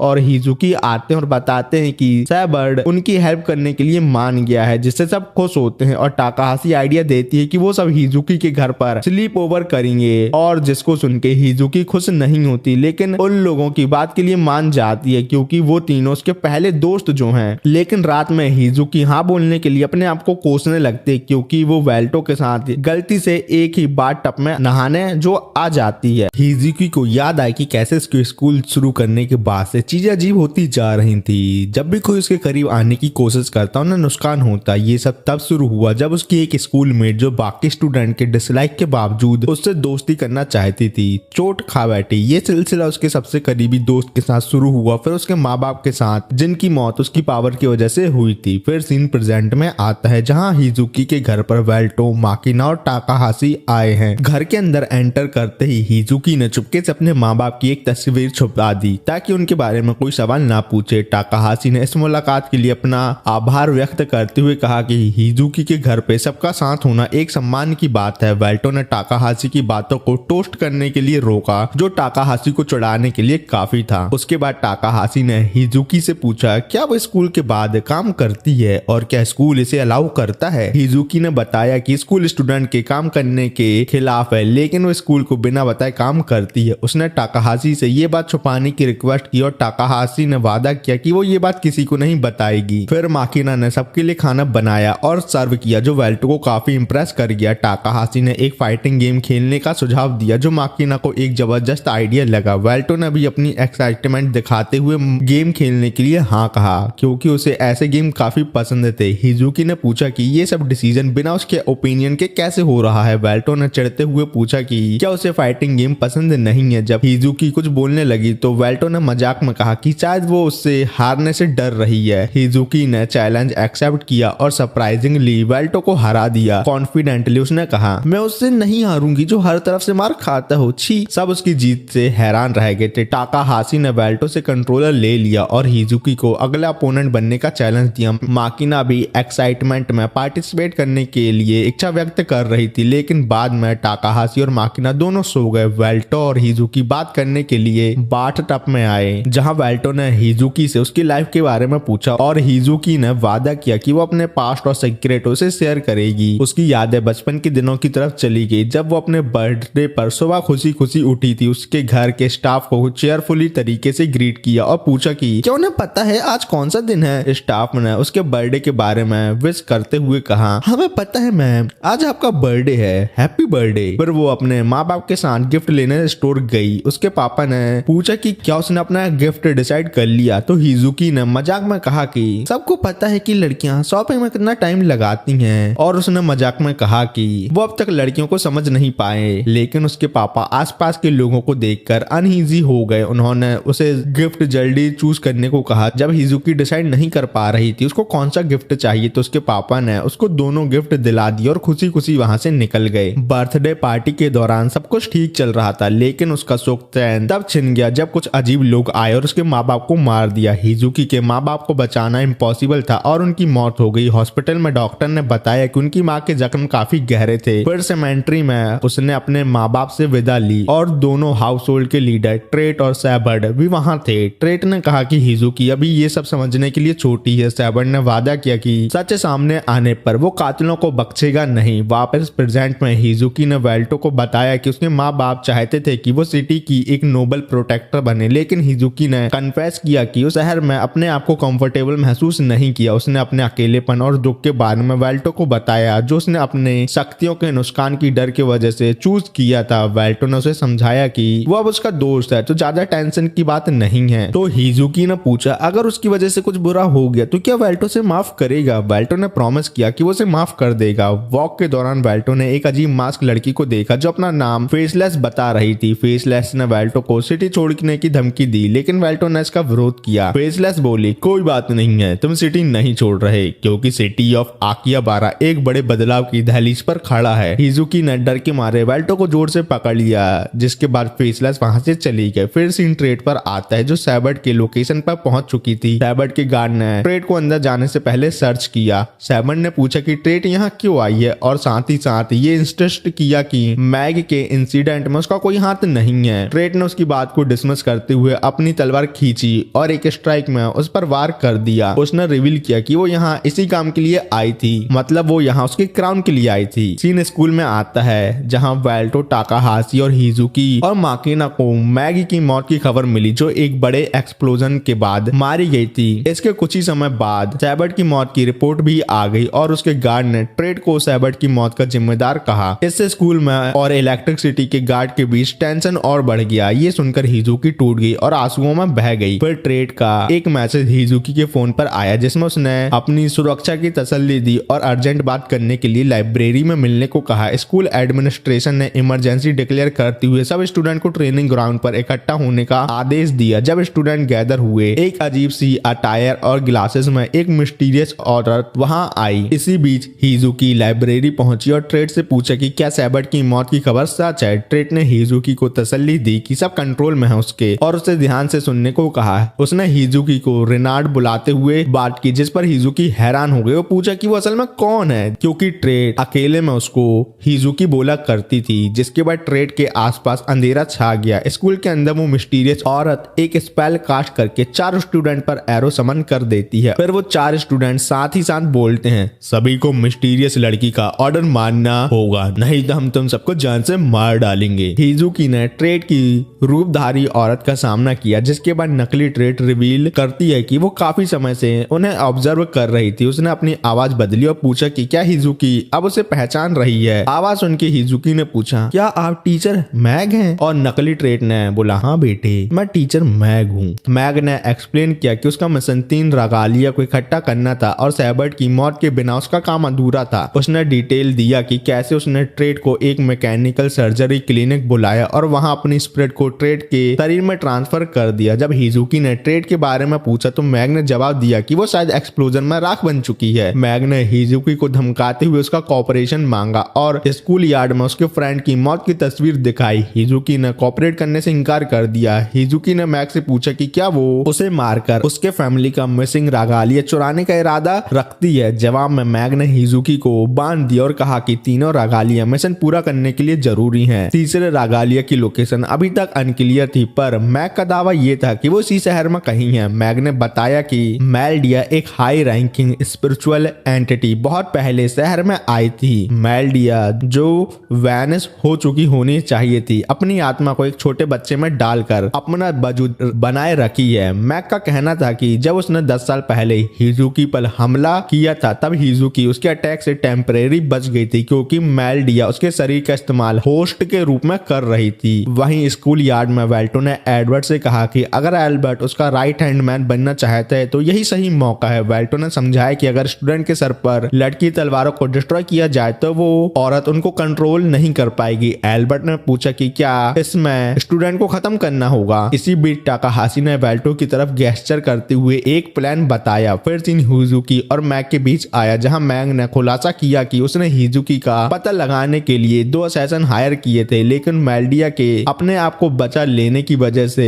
उसका कोई निशान नहीं मिला। हिजुकी को अपने शरीर में एक तेज आवाज और जोर का दर्द महसूस हो रहा था। दूसरी तरफ टाकाहाशी और वेल्टो ने अपना प्लान फाइनलाइज किया। टाकाहाशी ने वेल्टो से तुरंत स्टूडेंट के सर के ऊपर लटकी तलवार को तोड़ने के लिए कहा और वेल्टो ने जल्दी से ऐसा किया। हिजुकी एक ग्लोइंग सर्कल के अंदर बंधी हुई थी और बंद होने की वजह से भाग नहीं पा रही थी। मैग ने बताया कि उसके आसपास का माना डिमिनिश हो रहा है मेल्डिया की सप्रेस पावर की वजह से। मैग ने सवाल उठाया कि क्या हिजुकी का माना सिर्फ मेल्डिया की प्रेजेंस को सील करने के लिए था। स्टूडेंट वेल्टो पर अटैक करने आए, लेकिन एल्बर्ट की मदद से वेल्टो ने उन्हें हरा दिया। टाकाहाशी ने उस औरत के मैजिक को नलिफाई कर दिया और माकिना उसे एलिमिनेट करने आ गई। इसी बीच मैग ने हिजुकी के सामने एक बात रखी। उसने बताया कि जब हिजुकी छोटी थी उसके डॉक्टर ने उसकी माँ के कहने पर उसकी आंखें रिप्लेस कर दी थी, लेकिन वो आंख असल में उसकी नहीं थी, वो मिसिंग रागालिया था। मैग ने यह भी माना कि उसने डॉक्टर को मार दिया और स्कूल में हिजुकी की दोस्त को भेजा था, जो असल में उसे मारने के लिए आई थी, और मैग ने ही हिजुकी के मम्मी पापा को मरवाया था। पर टाकाहाशी ने वेल्टो को बताया कि हिजुकी रूफ टॉप पर मैग के साथ है और मैग उसे एलिमिनेट करने का इरादा रखती है। वेल्टो ने एल्बर्ट से कहा कि वो करंट सिचुएशन का ध्यान रखे और एल्बर्ट ने अपना भरोसा दिखाया। माकिना ने तुरंत वॉलंटियर किया कि वो सिचुएशन को हैंडल करेगी और वेल्टो ने उसकी एबिलिटी पर भरोसा करते हुए उसे हाँ बोल दिया। हिजुकी आजाद होने की कोशिश करते हुए जोर का दर्द महसूस कर रही थी। उसकी आंखें का दर्द असहनीय हो रहा था और मैग अपनी पूरी कहानी सुनाने लगी। दर्द के बीच हिजुकी को अपने माँ बाप की तस्वीरें याद आई और उसने उन्हें बचा न पाने के लिए खुद को दोष दिया। वेल्टो रूफटॉप पर आया, मैग का सामना करते हुए कहा कि वो हिजुकी को यहाँ बचाने आया है। मैग ने इस बात को सरप्राइज के रूप में लिया और कहा कि उसने ये मूवमेंट 10 साल तक प्लान किया था, लेकिन उसका प्लान अब फेल हो गया है। उसने कहा कि चाहे वो हार गई हो, लेकिन वेल्टो अब तक जीत नहीं पाया है। मैग ने चेतावनी दी कि वो आग जो शहर को कंज्यूम करेगी उसे वेल्टो भी नहीं बुझा पाएगा। फिर मैग वहां से गायब हो गई। वेल्टो जब हिजुकी के पास गया तो उसने उसे रोक दिया और कहा कि वो इंसान नहीं रही जिसे वेल्टो ढूंढ रहा है। हिजुकी के ब्लड का एक बूंद जमीन पर गिरी जो एक पीली रोशनी एमिट करते हुए चारों तरफ फैल गई। उस रोशनी ने हिजुकी को बदल दिया। हिजुकी ने अब अपना नाम मेल्डिया बताया और हवा में उड़ते हुए एक तलवार हाथ में लेकर वेल्टो की तरफ पॉइंट कर दी। सिटी में ट्रेट और सैबर्ट के लोगों के बीच फाइट हो रही थी जिसको ग्राहम ऊपर से देख रहा था। जब मार्का की असिस्टेंट किनोहारा बोलती है, अरे तुम तो दुनिया के हीरो हो, तुमको नीचे जाके हेल्प करनी चाहिए। लेकिन इससे पहले ग्राहम कुछ बोल पाता, एक येलो लाइट पूरी सिटी में फैल गई और ग्राहम रुक गया। सीन वेल्टो पर आता है जिसके सामने गॉडेस ऑफ लक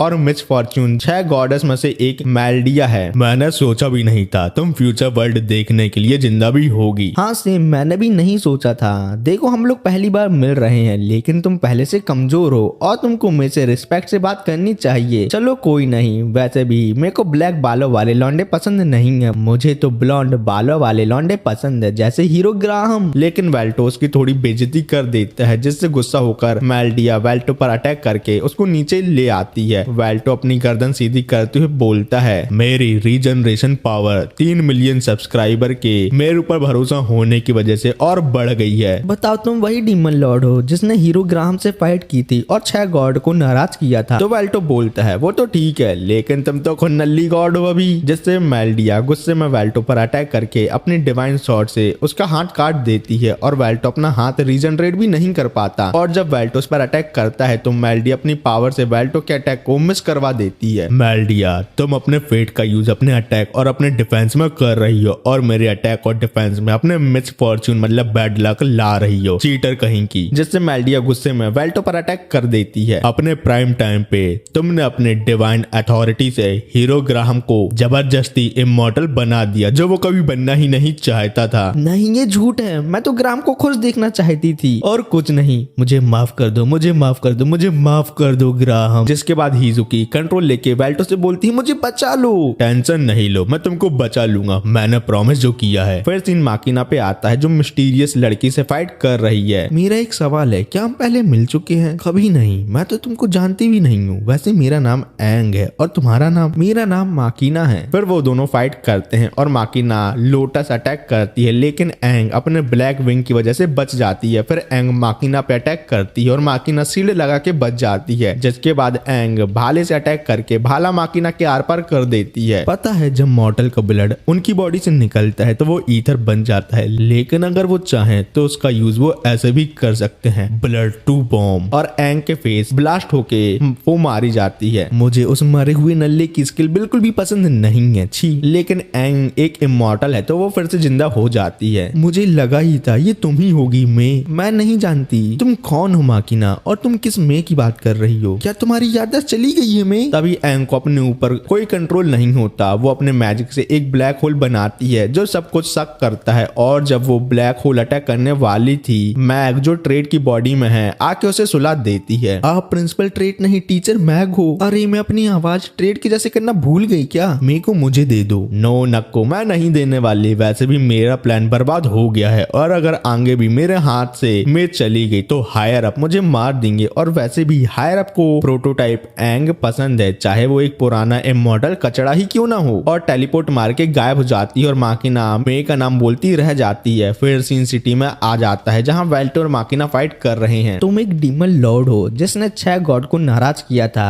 और अब मेरे अटैक से बच के भाग रहे हो। तो तुम कौन सा अच्छा काम कर रही हो? एक छोटे से ह्यूमन गर्ल की बॉडी का टेक ओवर लेके फाइट कर रही हो, छी गंदी कहीं की। और जब वेल्टो मेल्डिया पर अटैक करता है तो मिस फॉर्च्यून की वजह से उसका अटैक कहीं और चला जाता है और मेल्डिया बच जाती है। मुझे समझ आ गया है तुम्हारी पावर कैसे काम करती है। तुम फिजिकल अटैक को ब्लॉक करती हो और ये मैजिक ऑल टाइम एक्टिवेट रहता है। और मैजिक अटैक जिसमें ईथर होता है तुम उसको मैन्युअली मिस फॉर्च्यून की हेल्प से डॉज कर लेती हो। तो इसका मतलब ये हुआ तुमको मैजिकल अटैक से मारा जा सकता है। तो क्या हुआ? तुम्हें ये बात पता चल गई, तुमको मैं मार दूंगी और इस बार तुम्हारी सोल खत्म करूंगी जिससे तुम फिर से जिंदा ना हो पाओ। तुम ह्यूमन वर्ल्ड में किस रीजन से आई हो गॉड, वो तो बताओ। मैं तो ग्राहम को देखने आई हूँ और वो इटर्नल यूथ ब्लेसिंग मिलने से खुश है या नहीं। अगर नहीं है तो मैं उसके लिए उससे माफी मांगूंगी। तुमको नहीं पता ग्राहम की फीलिंग क्या है तुमको लेके। तुमने बिना किसी रीजन के उसको इमॉर्टल बना दिया जो वो कभी बनना ही नहीं चाहता था। वो मुझसे नफरत करता है, यही ना? मुझे माफ कर दो, मुझे माफ कर दो, मुझे माफ कर दो हीरो ग्राहम। गॉडेस मेल्डिया, तुमको हीरो ग्राहम से प्यार है इसलिए तुमको उसकी फीलिंग कितनी परवाह है मैं बता सकता हूँ वो तुम्हारे बारे में क्या सोचता है, लेकिन उसके लिए तुमको हिजुकी को उसकी बॉडी वापस देनी होगी क्योंकि हीरो ग्राहम को यही चीज पसंद नहीं है जो तुम अभी कर रही हो। हिजुकी जल्दी बाहर आओ। फिर मेल्डिया और हिजुकी एक ही दूसरे से बॉडी लेने की वजह से लड़ने लगते हैं।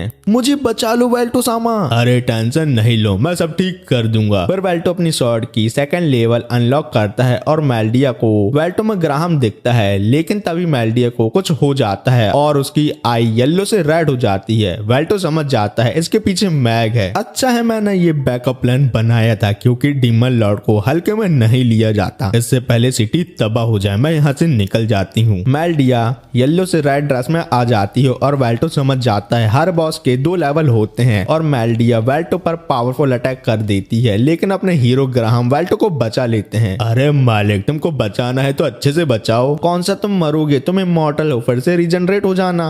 वो बताओ ये रेड ड्रेस में आइटम लड़की कौन है? कोई नहीं, एक प्यार में पागल लड़की है जो अपने प्यार से मिलने बहुत दूर से आई है। बताओ कुछ हेल्प करनी है क्या? नहीं, जिस बॉडी में वो प्यार में पागल लड़की है वो मेरी दोस्त की बॉडी है जिसकी हेल्प करने का मैंने प्रॉमिस किया है, लेकिन मुझे तुम्हारी हेल्प चाहिए। मुझे सभी अटैक से कवर करो और देखो मैं फुल ऑन जाने वाला हूँ, कहीं अकेले ना रह जाना हीरो ग्राहम। फिर वो दोनों मेल्डिया के पास जाते हैं और ग्राहम मेल्डिया के हर एक अटैक से वेल्टो को बचाता है और जब लोगों पे बिल्डिंग का मलबा गिरता है तो किनोहारा लोगों को बचा लेती है। थैंक यू मिस, हमारी जान बचाने के लिए। और जब मेल्डिया अपने प्यार ग्राहम को देख के थोड़ा डिस्ट्रैक्ट हो जाती है तो यही मौका देख के वेल्टो मेल्डिया के आर पर अपनी तलवार कर देता है, जिससे मेल्डिया के साथ साथ सब कुछ नॉर्मल हो जाता है। वेल्टो ने सोल को मारने वाली तलवार यूज की थी, इसका मतलब ये है कि मेल्डिया गायब होने वाली है। खूबसूरत गॉडेस मेल्डिया जो सबको प्यार करती है और जिसको सब प्यार करते हैं, तुमने सही बंदे को अपनी ब्लेसिंग और अपना दिल दिया है और वो तुम्हारी ब्लेसिंग की वजह से कभी भी तुमसे नाराज और नफरत नहीं करता था क्योंकि वो दुनिया को बचाने वाला हीरो है, इसलिए तुम शांति से यहाँ से गायब हो सकती हो। अब मुझे नहीं पता मेल्डिया पूरी तरीके से मर गई है या फिर इस दुनिया से बस गायब हुई है। देखो हीली की, मैंने अपना प्रॉमिस पूरा किया और तुमको बचा लिया। अब एक गाधे और प्यारे डीमन लॉर्ड, मेरा नाम हिजुकी है। तभी टाकाहाशी पूछती है क्या हिजुकी सेफ है? हाँ वो सेफ और सुरक्षित है, लेकिन अब हम इन सिटी के लोगों का क्या करें वेल्टो? लेकिन वेल्टो के पास इसका भी एक आइडिया था। सिटी के कुछ लोग सिटी तबाह होने का ब्लेम ट्रेड के लोगों और सैबर्ड के लोगों पर डाल रहे थे। तभी वहाँ वेल्टो आता है और बोलता है आकिया बारा का न्यू किंग यहाँ कुछ बोलने आया है, सब लोग उनकी बात सुनो। अरे ये तो धोखेबाज और हाफ ब्रीड हिजुकी है। तभी हिजुकी तीनों रेगालियां निकालती है और सबको बताती है मैं 3 नोबल हाउस में से आती हूँ और अब मेरे पास आकिया बारा की पूरी अथॉरिटी है और अब मैं यहाँ की न्यू किंग हूँ।